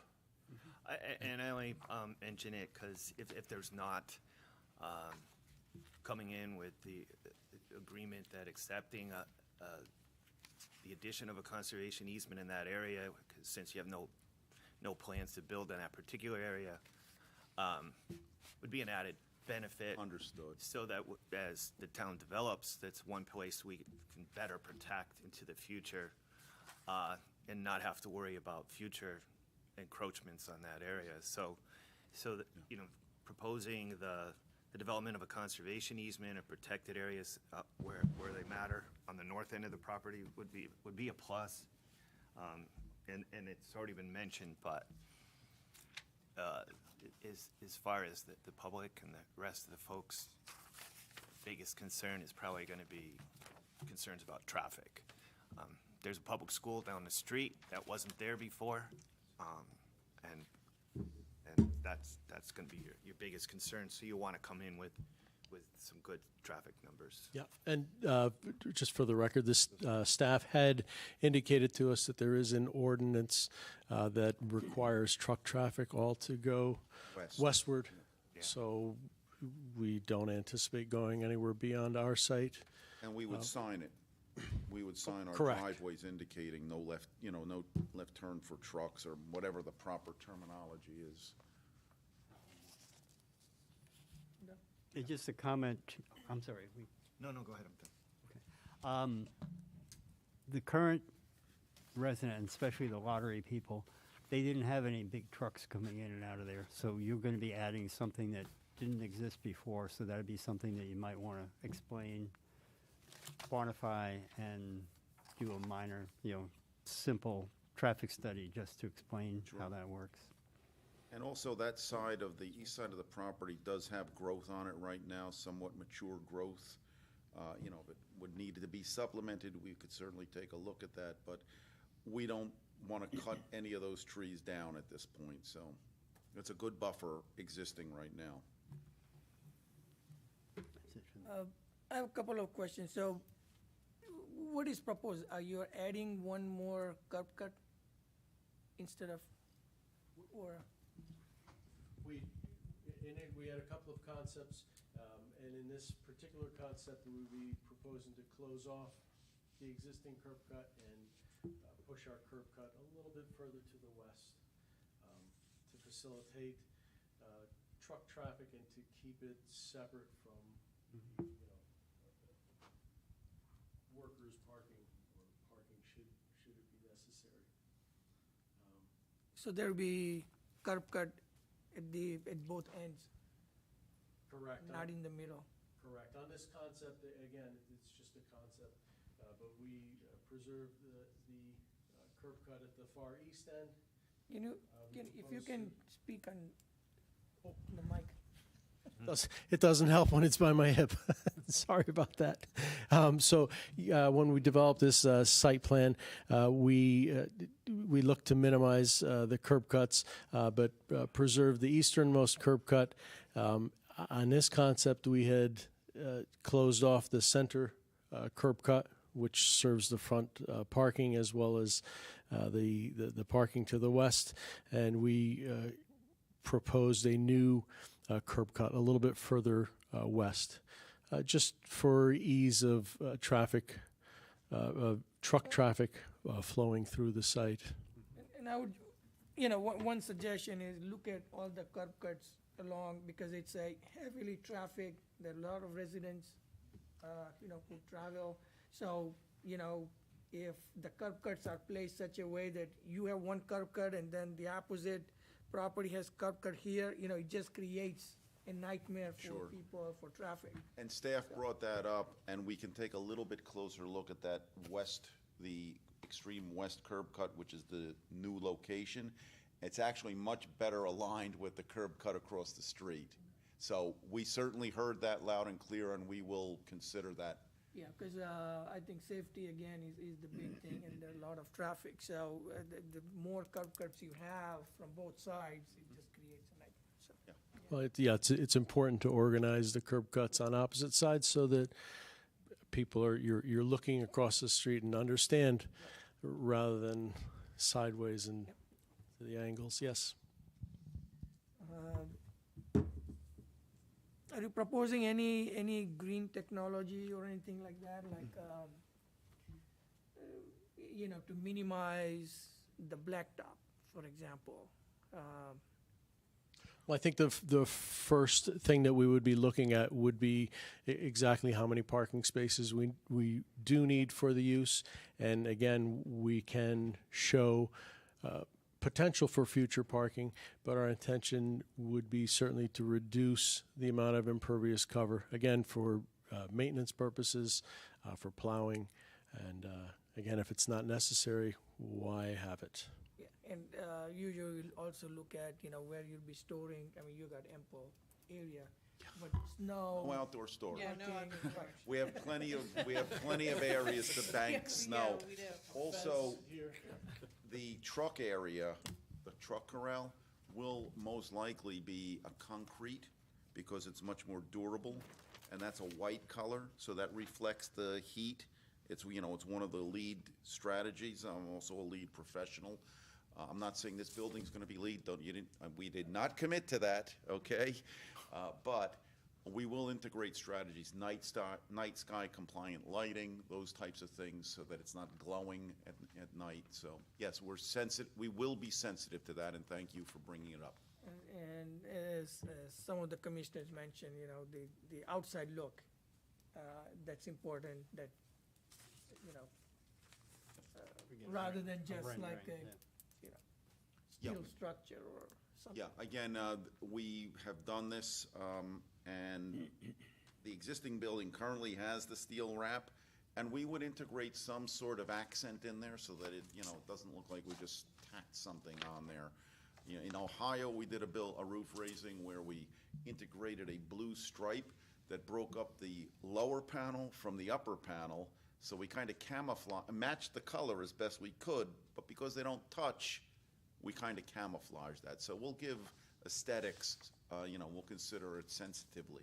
Also, mechanicals, I don't know where the mechanicals will go, would be on the rooftop or on They'll the be on the side, roof. or- Yeah, No, they'll be on the roof. Everything will Yeah. be on the roof. Currently, that's where they're And- located. Yeah. And I think most of this building is currently air-conditioned, Yeah. by the way.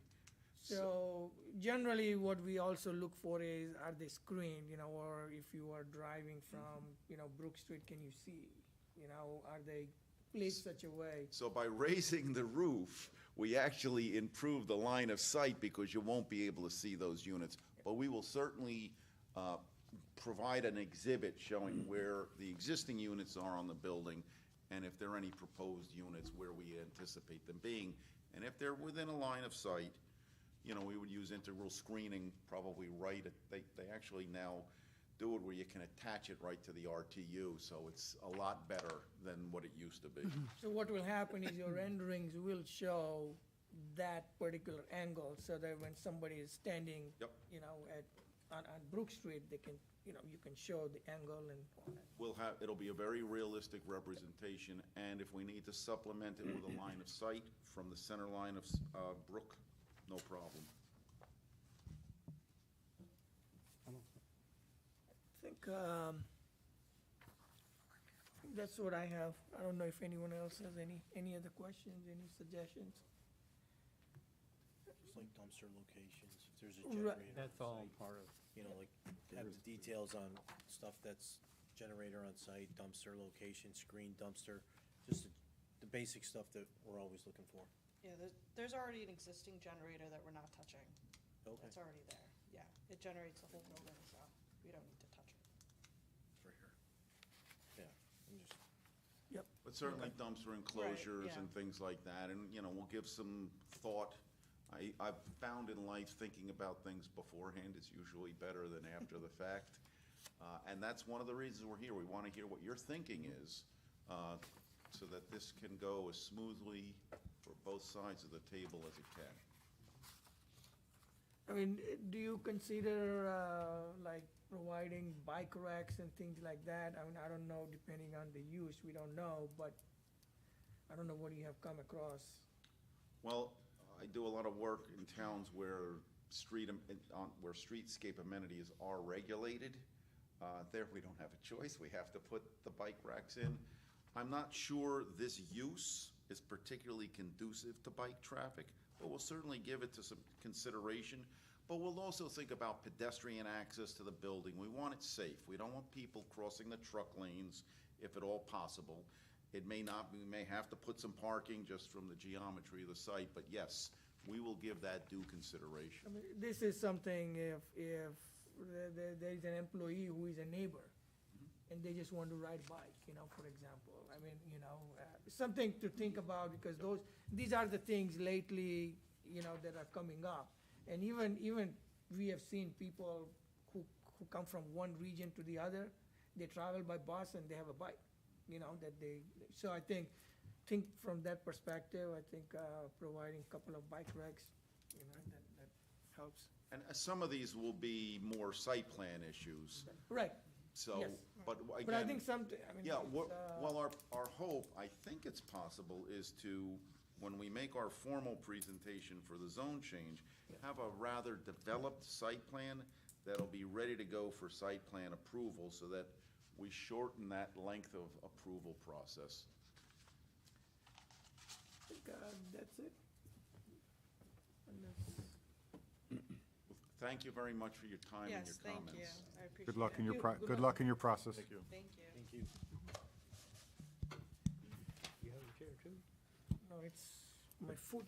Agenda C, statutory referral under Connecticut General Statutes, Section 8-24 for street acceptance, Town of Rocky Hill, for the following streets: Autumn Circle, 0.19 miles or 1,000 linear feet; Winter Lane, 0.16 miles or 850 linear feet; Stonehill Drive, 0.43 miles or 2290 linear feet; Ramblewood Drive, 0.20 miles or 1031 linear feet; Rockamore Road, 0.14 miles or 765 linear feet; Tedwin Farms Road, 0.24 miles or 1269 linear feet.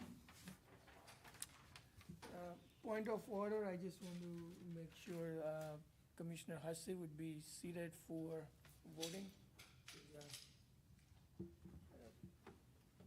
Commissioner Morhoz left. Oh, I didn't even see it. Yeah, Oh. Commissioner Morhoz left, so Like a disappearing act. seating. Somewhere. All right.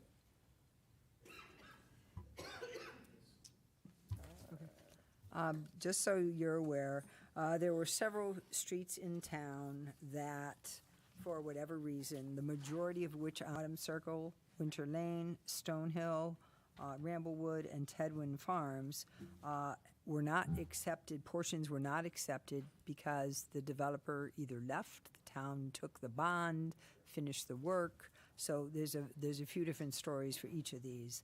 Rockamore Road, there was a drainage issue that hadn't been addressed. We had run it by our town attorney, and then town attorneys changed, and now our current town attorney basically gave us the go-ahead to proceed. So we're coming in under the state statute 8-24 for street acceptance. The commission here needs to make a motion, and this will in turn go on to the town council. Just a question, you said that every one of these roads had an issue. It was an issue with Are we free and clear of Belly. those issues now, or Correct. are we absorbing the issues? No, the issues were either the developer went bankrupt. The things weren't complete necessarily on the right of ways. That we had to go in and backfill curbs. This was years ago too. This was years ago. Tedwin Farms, the developer basically went away. Stone Hill, I think we had, one of the people actually passed away. That's what it was. It wasn't that the work wasn't completed. I mean, I don't know, I mean, it's not relevant, but just for information purpose, did town have to spend money to get this, or it's part of, the retainage or, Oh, that's not, okay, that's not in my pay grade. No, okay. no. No, it's I not. mean, it's, No, it's not. We have, just so the commission is aware, if you ask me for legal opinion, there's now a form on the website that will go directly to our town manager. Want to ask for a legal opinion, we have to fill it out as to why and what our time frame is. so even, the commission. Even the commission, I would in turn pass that on through that process. It would be to determine. You don't have to go on and fill. You not do that. We work with you and. It has to come from a town employee. Even though you're considered de facto employees, it has to come from a staff person. So if you ask me for a legal opinion, I would in turn do that. No, Can I get a legal opinion on something? No. Just a test. Just a test. Any other questions? Having none, can I have a motion? Motion to refer the 6 streets in agenda item C to the town council. Second. All in favor? Aye. Any opposed? Motion passes. Item D.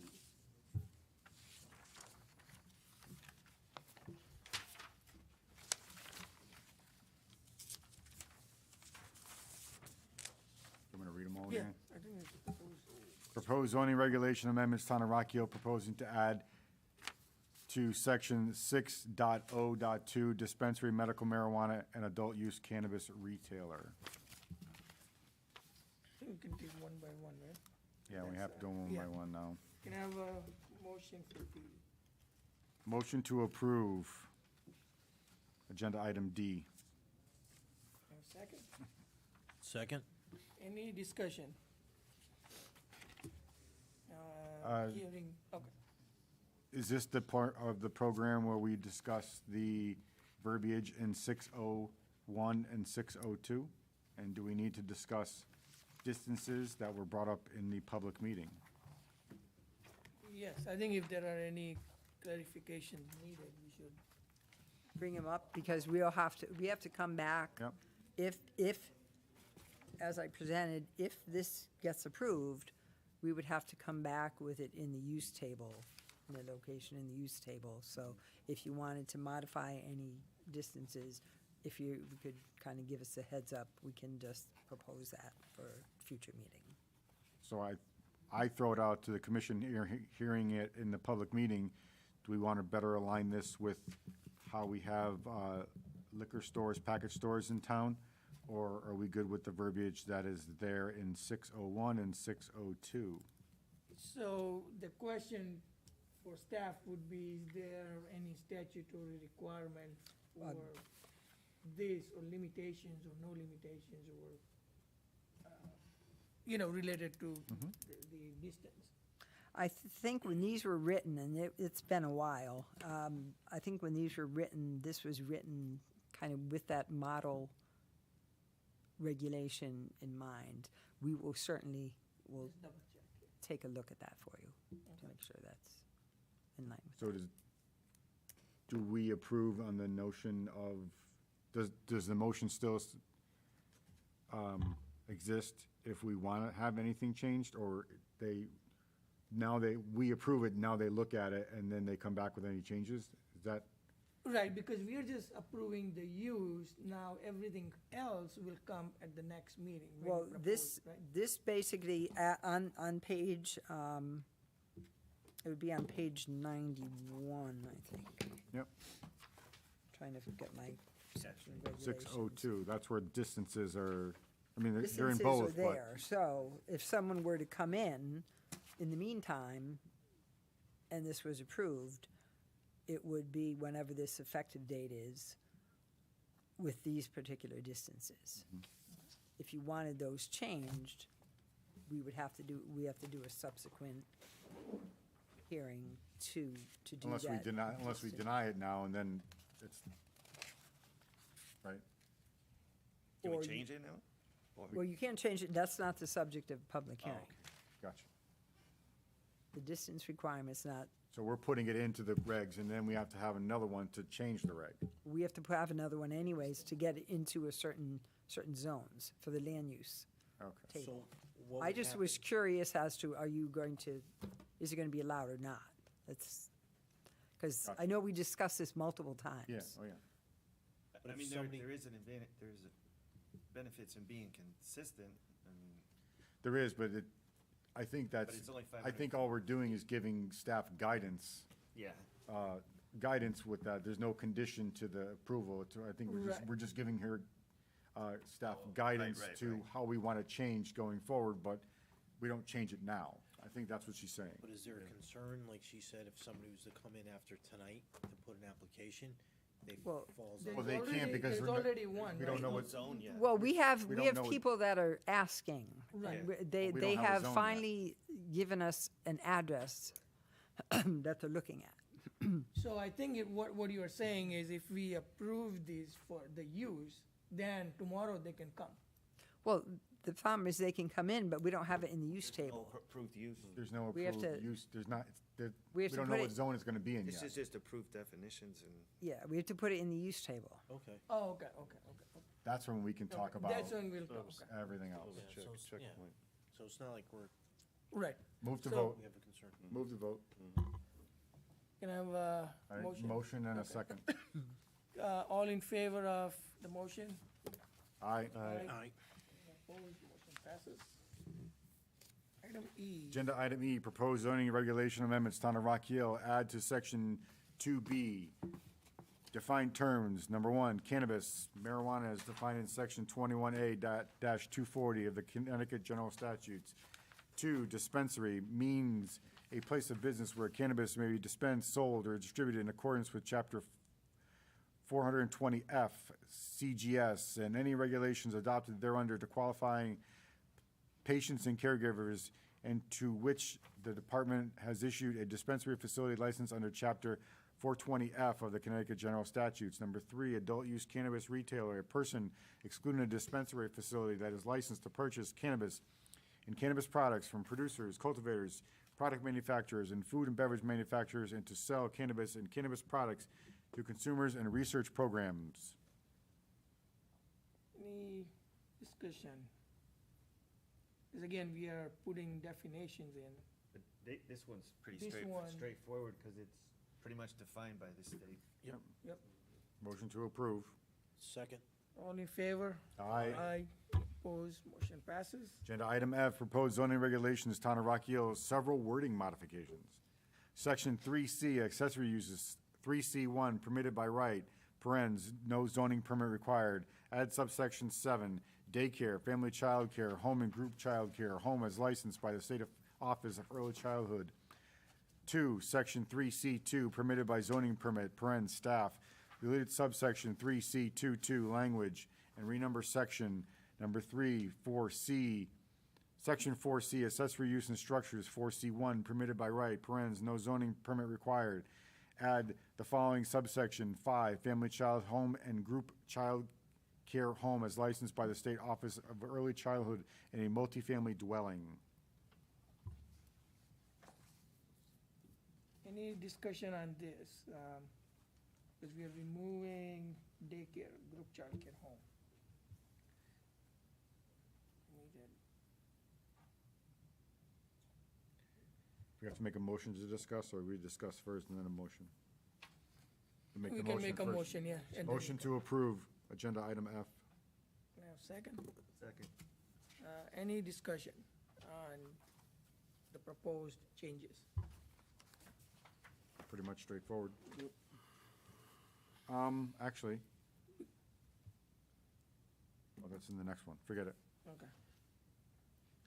All right, then, all in favor of the motion? Aye. Any opposed? Motion passes. Agenda item G, proposed zoning regulation amendments, Town of Rocky Hill, several wording modifications addressing section 4D10 of Connecticut Public Act 21-29. Section 1B22, other purposes, section 2B, definitions of home occupation, section 3A1, R40 district, section 3C233, permitted by zoning permit, parent staff, home-based business, section 4A1, town center. We were section removing si- 4A1. I'm gonna make that as a Oh, condition, okay, yeah. thank you. Sorry. Section 6B13, general standards, conservation design subdivisions, and section 6B32I, open space requirements, section 6C26, considerations, active adult housing, section 6D1, purpose, cluster residence, section 7C11, purpose signage, section 7F31F, delete, section 8A14A, nonconforming use, section 8C1, purpose, design considerations, and section 8C4, section 8C426, building design, section 9D, special permit criteria, A2, suitable location for use, and B1, appropriate improvements, parens, language available in planning department, town hall. Motion to approve as read with the removal of section 4A1 on page 46 for further discussion at a future meeting. Second, Second. do we want to go through just, because there are a lot of changes there for discussion? Well, we're moving, just to go over the motion, we're moving 4A1 as discussed in the public meeting, because we're gonna come up with a different verbiage for town center. As far as everything else, we can go through it, Yeah. but I think it's pretty much straightforward. So, let me see, Are we open for discussion, yeah. Yeah, there's a typo on 70. Which one? Characteristics, the last four letters.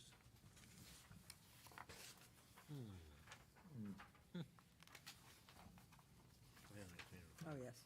And then I just had a question about, on page 51, under the special permit criteria. But there's more stuff before that, so if somebody's got something. Well, go for it.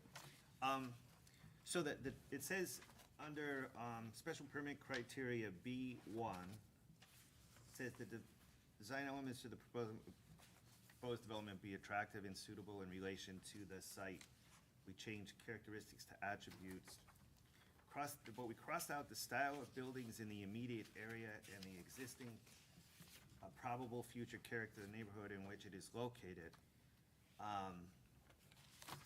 And my only comment here is that I know we're gonna get away from characteristics or characteristics of the district, but we also got away from impacts to the surrounding areas and adjacent properties by deleting all that.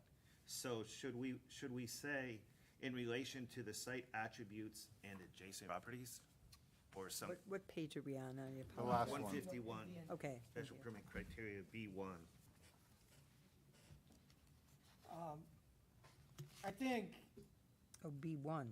the intent of the legislative, the statute was that we cannot look at surrounding or next buildings or the buildings in the area. It's Right. supposed to be the That- physical site Site characteristics Right, or attributes. It's a site with steep slopes. yep. The So site we can with only the limit stream. ourselves to that site. So I think that's why.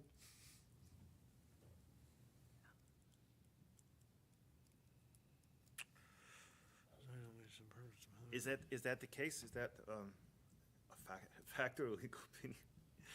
No, it's not a legal opinion. I did It's- not it's get a a legal fact. opinion Statute, on it. that's the It's a, statute. it's a new public act, which you were given in a Yeah, previous packet. 21-1.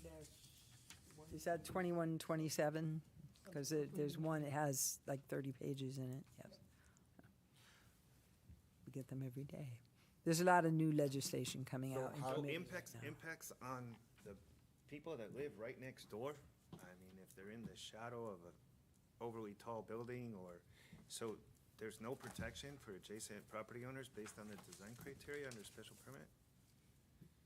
I say adjacent properties, I'm not saying district, I'm not saying, but in every other federal law, they've always had, you know, impact, I mean, that's why you notify adjacent property owners. Yeah, if I were to- Well, we do now. Yeah. But there's no recourse to those owners. You're just telling them that you're basically gonna have a 10-story building next to you. that what I we're think that's what saying? he's saying. I think that's, Is it being interpreted wrong, maybe? Now, is this something, I know? No, this is the criteria you as the commission use Right. to review special permits. Right. And I think if the special permit is housing related, then we look at this as a procedure, right? And Any that's special what- permit, this is for any special permit.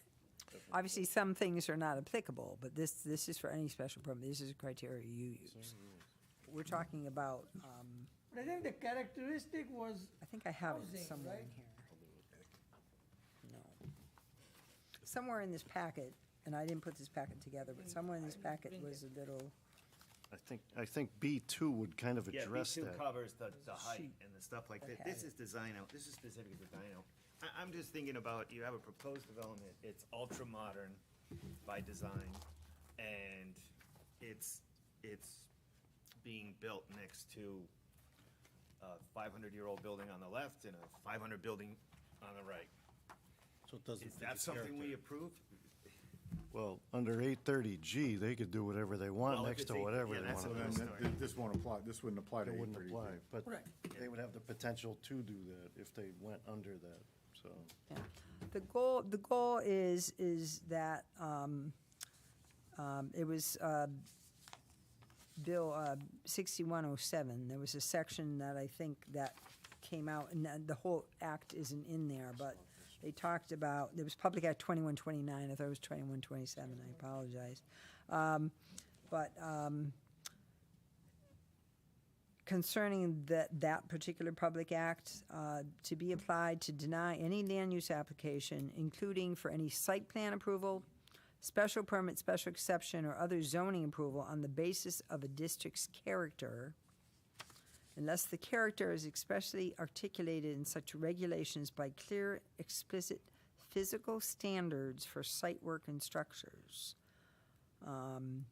or the immutable characteristics, source of income level of any applicant other than age or disability. This is one part of it, and I know there's another part talking about the commission will no longer be able to deny an application if they're saying it's not in the character of the neighborhood, of the community, of the area. You're really hard pressed to win that case if you do. so I think that How- addresses your concern, next door neighbor. But to his point, how would you maintain like a historic district? Or how would you maintain like if we wanted this whole town center to be, you know, to maintain, you can't say the word character, but to maintain the history of the area? How do you say that an ultra-modern building with, you know, Art Deco designs or something, how do you Well, maintain? in the town center district language that we have now, you do have something about historic value. And I think those are So- exempt or something. So that, Yeah. so. You have that I in think there. I think the concern is that, you know, we have pockets of town that have some resemblance of Historic. history or, you know, we're we trying do- to You maintain. do have 3 national districts Yeah. in town that I know you may read. But those are exempt, I believe, right? Isn't, like certain, no? Not that I'm aware of. They're national districts. So how do we as a commission preserve that? Those would be just the We would have This to language. develop architectural standards. As for- long as the we'd have to character develop is detailed defined. design standards for, Right. If or it's have, like, defined, if the prohibitions, historic like, district on regulations colors, paint define colors. it. So you have to But define. we can't what regulate- character we Have to is. can't define what regulate character means colors. for specific Yeah. character, We but can't all other areas regulate- in If we were town officially are, a the historic character We is not can't regulate defined color. by, We're you not know, a just your local- regular We're not- subdivision we're, from the 1970s. We're all talking So at if we once, said too. Yeah, we- So, In this I'm sorry. area, character is defined as this, Yes. then there's actually, okay. So I think in what you read, they were talking about defining character. What is character? Not just say character could be anything all open. Yeah. Right? So if we have that, then it works. So, concerning that, which I read, yeah. Correct. I think maybe we'll have to go through this. This one is critical for changes, so maybe we, when we can go through other changes, let's see. So you're saying you want to withdraw 9D, like we did 4A1? Yeah. I Is that what think you're saying? we should study this further, like let everybody get. But to staff's point, we have to address this with all these changes because it has the notion of character being a criteria, right? Correct. But so, I mean, that doesn't mean you have to, you can. Do it You today, can, right? you can continue. gotcha. I mean, you could approve it and then Change it add again? it later, add adjacent properties When we do later. the other ones. I mean, it, Our admin staff loves it when we do these things, because it's no fun. It's okay. Because I think on page 71, right, we are saying areas that contribute to the overall character, we are removing that, are found within the community. So I think that's very open again. So we'll have to define, we'll have to narrow it down, right? I mean, that's the whole purpose, narrowing down the character. Make sense? Is that? Okay. I mean, we have things that hint to, that talk about adjacent properties for other very specific elements, like the lighting or signage, but not about, if they're putting a Bumblebee yellow building next to, Right. or, it's just, I don't know how we protect our existing residents from something that's, So I think, what I mean. I think to your point, I think we're gonna address that separate. We're gonna carve it out. And Yeah. now we're just going through all the other We are ones. going through the other ones. Right. I mean, does anybody have, is that clear on page 71? GB32I, areas that are found within the community, but not be limited to. Because what we are trying to do is take out the word character, which was generic. This actually lists historic. So, I had question. Well, that means, they're talking about these areas that are being conserved as open space. And one of them is areas found within the community that include, community being Rocky Hill, including ridge tops, other areas, scenic vistas, historical or This one's just archaeological Okay. sites. Specific, this Yep, one's okay, just so they're specific to open specific, okay. space. Yeah. Yep, so that's fine. We're good with that one. Page 72, 6C26, says compatibility with adjacent residential areas. That's fine. Determine appropriate, consider following factors. Compatibility with adjacent resident areas. But, to your point, if it's not consistent, what happens, right? Is that, Well, I think it's still, all you're doing is taking out density and character. Still means the same thing, doesn't it? I think so. Still means the same thing. I think so. Who cares how dense it is? You're comparing the area you're comparing the area. As long as it's compatible. As long as it's compatible, we don't care if it's, Compatible If is this goes apart, subjective. yeah. Yeah, it's subjective, but, and this group may think of it as one way, and 20 years down the road, it's gonna, maybe different people, I don't know, but I won't be here. I'm good with that one. okay. The next page, 76, 6D1, first bullet, considerate. Be considerate of any adjacent residential neighborhoods. And the purpose of this action is primarily, will be considerate of any, again, I think considerate is, it's, you know, am I considerate that it's compatible? Am I considerate that it's not compatible, right? It's again, it's very subjective. I think, right? I personally think it says the same exact thing. By Yeah, By yeah. eliminating words, you're just being more concise and less wordy. But I think it's still open. Yeah. It's not. But it was open before.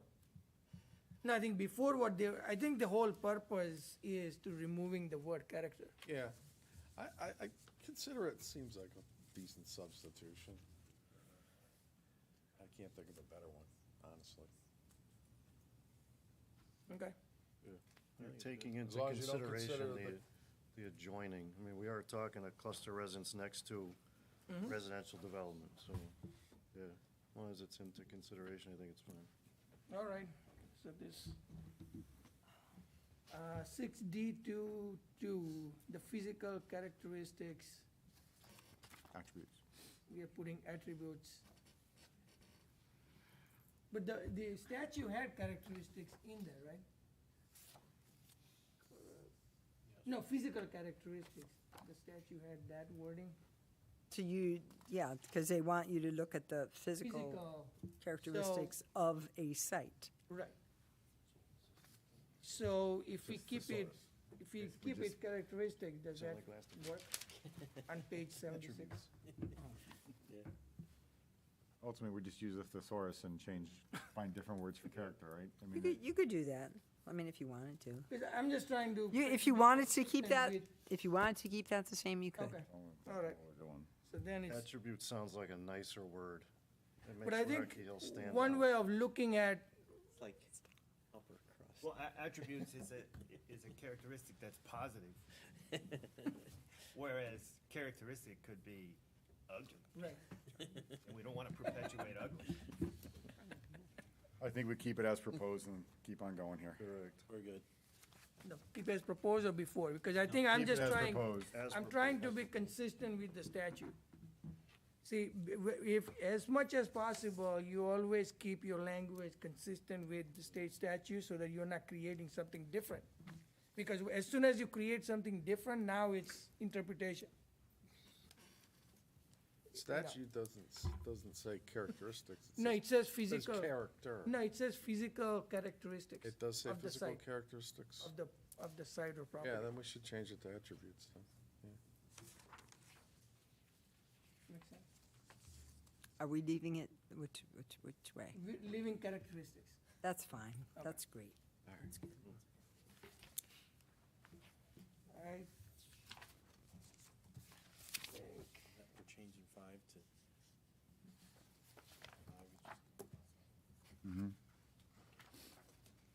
any other,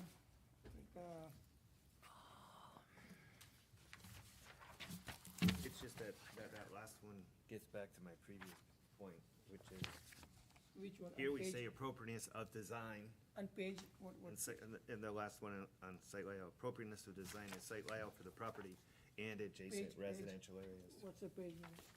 Here, where we No, deleted your page number at the bottom. 76, Okay, the last one. yeah. What I was saying before, we say here, but we don't say it in the other place. So I just wondering why. This is clusters.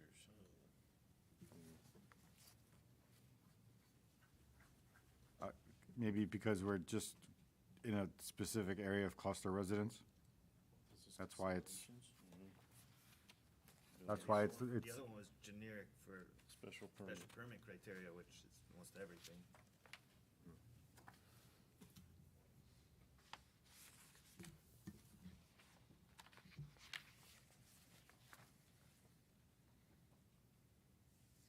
I mean, I think we just took out, yeah, I mean, we took out the kind I mean, I'm okay with what it says here, I'm just back to my other point that I'm just saying this supports what I was trying to say. The other side, which, I think we are taking other side out, right? So that's, we can discuss that. yeah. yeah. Okay. Any other comments? If none, So do we have to change our motion because we're gonna be eliminating, page 151, what's that? Section 9D, special permit criteria. And we're only worried about B1, right? We're not worried about A2. We can go ahead with the changes on A2, or do we want to just address the whole section and leave the whole section out? You want to make? The whole do G you wanna- section? Yeah, do you want to It keep was the just change in A2 and just worry about B1? Or do you want to just keep the whole section out and worry about the whole section at a Oh, la- okay, okay. How do we want to do that? Because there's only one change, so, And A2, right.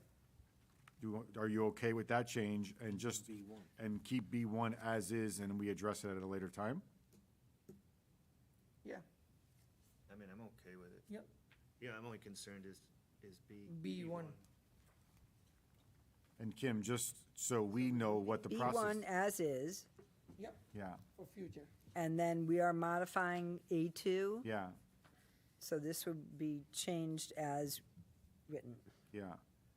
So just for our knowledge going forward, what is the process now, once we do all this, to change B1?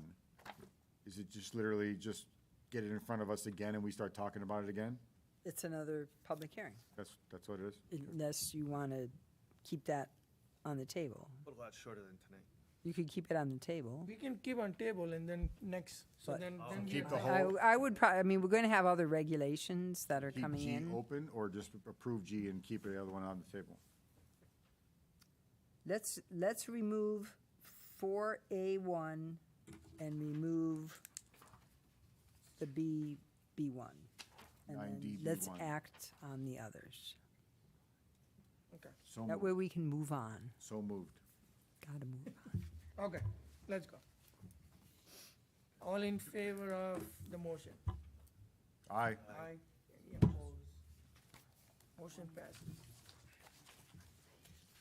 All right, item 6, any other business?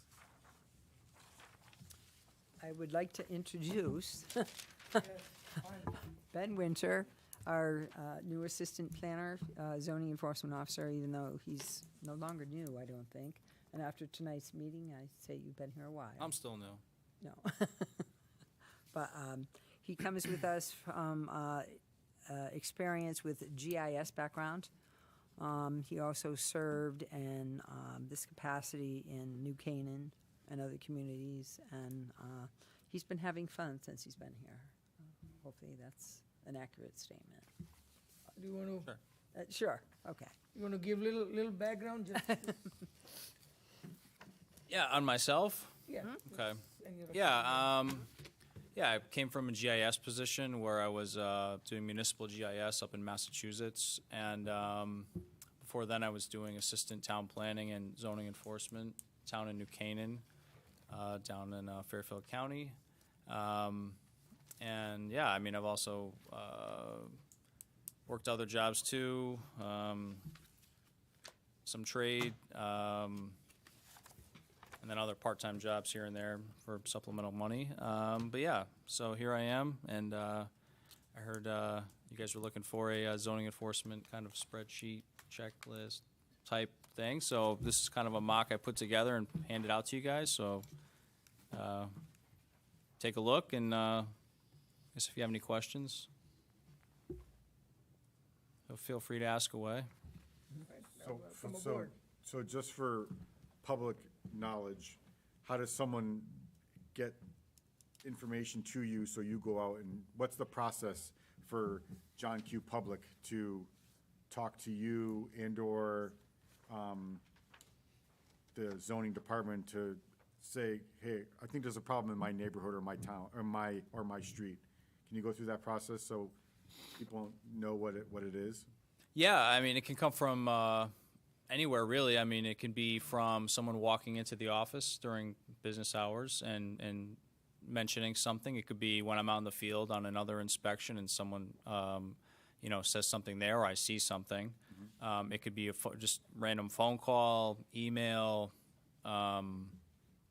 other staff members. If a building inspector is out and they see something that, hey, this wasn't, on a plan or something, and then it may trigger something that I look into. So it can come from all over, really. In the best way, I mean, they can't be anonymous, right? They have to be, Yeah. We also have there is something on our website. There is an app also that we get complaints, not too many, that really hasn't taken hold quite yet, but we do get them. Sometimes they're more multifaceted issues, so we might get them because there's a trigger word in there, so we get them, but then we in turn have to send it on to others. So that hasn't quite taken hold yet. just making sure the public knows how to Oh, they know. keep Ben busy. They know. They know. They It's know. all right.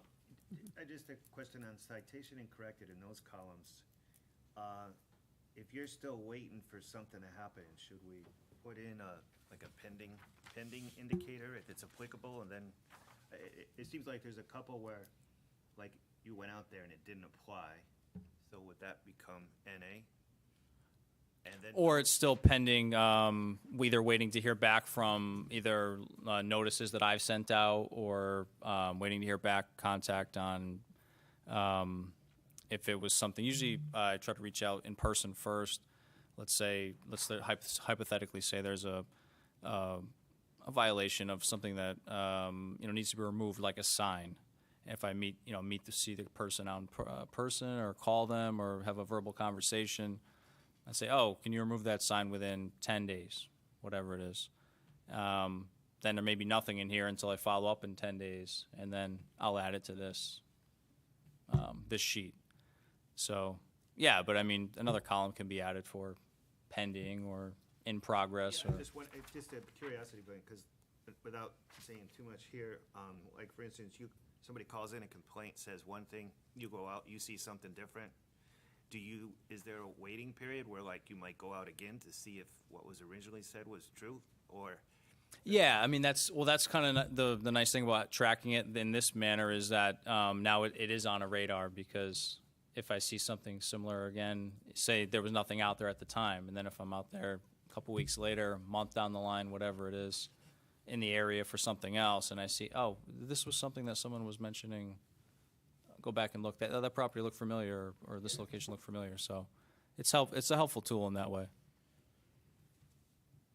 On you said New Britain Avenue, there was RV campers, and I see at the time of inspection, there were 2 RVs observed located, blah, blah, blah. So what is the follow-up on that? Is that like, okay, it complies, it's good, or whatever, right?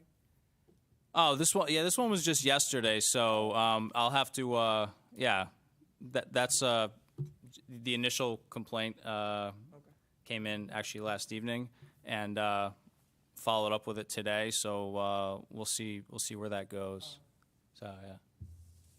So I did notice that it's got an address in the description, but some of these are missing addresses in the number columns. Some of them come in that way. It'll be somebody phones it in. I think either they're driving or, hey, I saw something. I think it's on Brook Street. Go down. They don't have a number, or they don't know the number, Gotcha. or they don't know the unit number or whatever it is. So I don't put it in the column. So you'll put it in the comment section, but not in, So what is is it after a month that the violation is, that the fines start? How does that, when do they actually get fined? The reason I'm asking is that we brought up an issue with outside storage. It's been going on for years now. Is that which one is that one? The New Britain Talk about that. Yeah, I'm not talking about it. I was just saying as an example. of that one? No? I mean, If it's consistent, so you correct the problem, then it gets corrected 1 month, the next month it comes back. So then how do you proceed with that? well, if there's something that was like say it was a violation, and then it gets corrected, and then if it's back, then you can just go either right to citation, or if it was a right to violation, again, without doing a notice of inquiry or anything like that. If it's something that's already been, I guess, an ongoing violation that has already gone to citation, and that's just accruing citation, that's just the status of where it is. and then it goes to, town attorney. That's and another all that. process. And that's, once again, that's not up to us to Right. say we're going to incur legal expenses to go after this. And we do have some of those in town. Yep. So We also, as Ben stated, we try to work with people, because a lot of people, they don't even know what the regulations are. Most people don't. Others may be in a state where they cannot correct violations for whatever reason, and it's a matter of either friends or family stepping in to assist with that.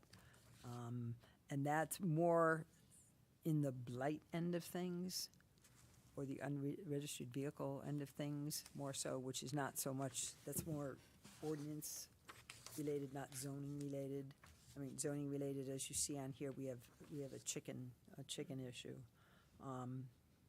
So the zoning is clearly tied to our regs, ordinances. While we report on them, they're not necessarily the purview of this commission, but. Noise ordinance and things like Yeah, that. and the noise ordinance, just so you know, we've had noise ordinance complaints. Our noise ordinance, we're suggesting that be modified. We have a noise ordinance that has the police department and zoning enforcement staff enforce it. We have trained personnel in the police department to enforce it. And we have a decibel meter that is actually physically located under Ben's desk. But it hasn't been calibrated since, 2018? But we're not trained to use it. So it's kind of a cluster that way. Many communities have noise ordinances where they give you certain hours. And we're looking more towards, 7 a.m. to 9 or 7 a.m. to 10 or something like that. And that's as simple as you want to go with that. All right, any other questions on spreadsheet? Welcome, Ben. Thanks for the additional info. Item 6B, minor modifications. Did you want to go over that? I don't know if you want to go over that. There was a building permit that was in for a gate at Elms Common Apartments, or it's now known as the Elms on 963, 965, 967 Elm Street. A gate for residents, a security gate, you have to punch in a code or ring a bell, and that's fine. But there's no escape lane, so if you drive in there and you're really looking to go to the Oaks across from Big Y, there was no escape lane to speak of. So you'd create a traffic problem at the access drive. It was a minor modification. It came in with a building permit application first. That's how we found out about it. It came in with a building permit application for this gate. But after we took a look at it, we agreed it could be approved as a security thing. We get that. It's just strictly a gate across the driveway. However, it needs a bypass lane, and the emergency services need immediate access to that gate, whether it be a code to punch in or a fob or something. So that needs to be changed, and I don't know, this was back in sometime in the end of January. I don't know if that had been modified yet. No, I'm still waiting on the engineered plans from the site engineer on the design of the escape lane. And So it's kind of like an approval with conditions that we just haven't gotten the information on yet. So that'll be coming in. So we had the list, right? We had like major, minor, Correct. so, okay. I think maybe we can keep track of that. But this was, yeah, okay. These are gates with no fence. They're just gates on the drive. There's no fence. They're not connected to any fence for a perimeter, right? no, it's No, a it's just standalone one of security those- gate. Arms, Yeah. right? Yeah. But that doesn't mean that what you see there is not what was approved. We're still waiting to So get that. if somebody pulls in and they can't get in, they have to back up the wrong way? That's why That's what we we're- didn't Oh, approve oh, it that I'm way. sorry. Yeah. So your escape is on the entrance? There would have to be an escape before you get to Okay, that gate. Right, you have to be Yeah. able to turn around. That makes Yeah. sense. Yeah. Yeah, and the discussions I've had with their site engineer, they were going to be drafting plans to create a cut, basically, in that island with radiuses to escape. I'm just waiting on those.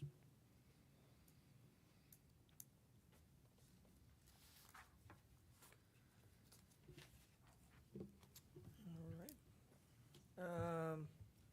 That's it? For modification.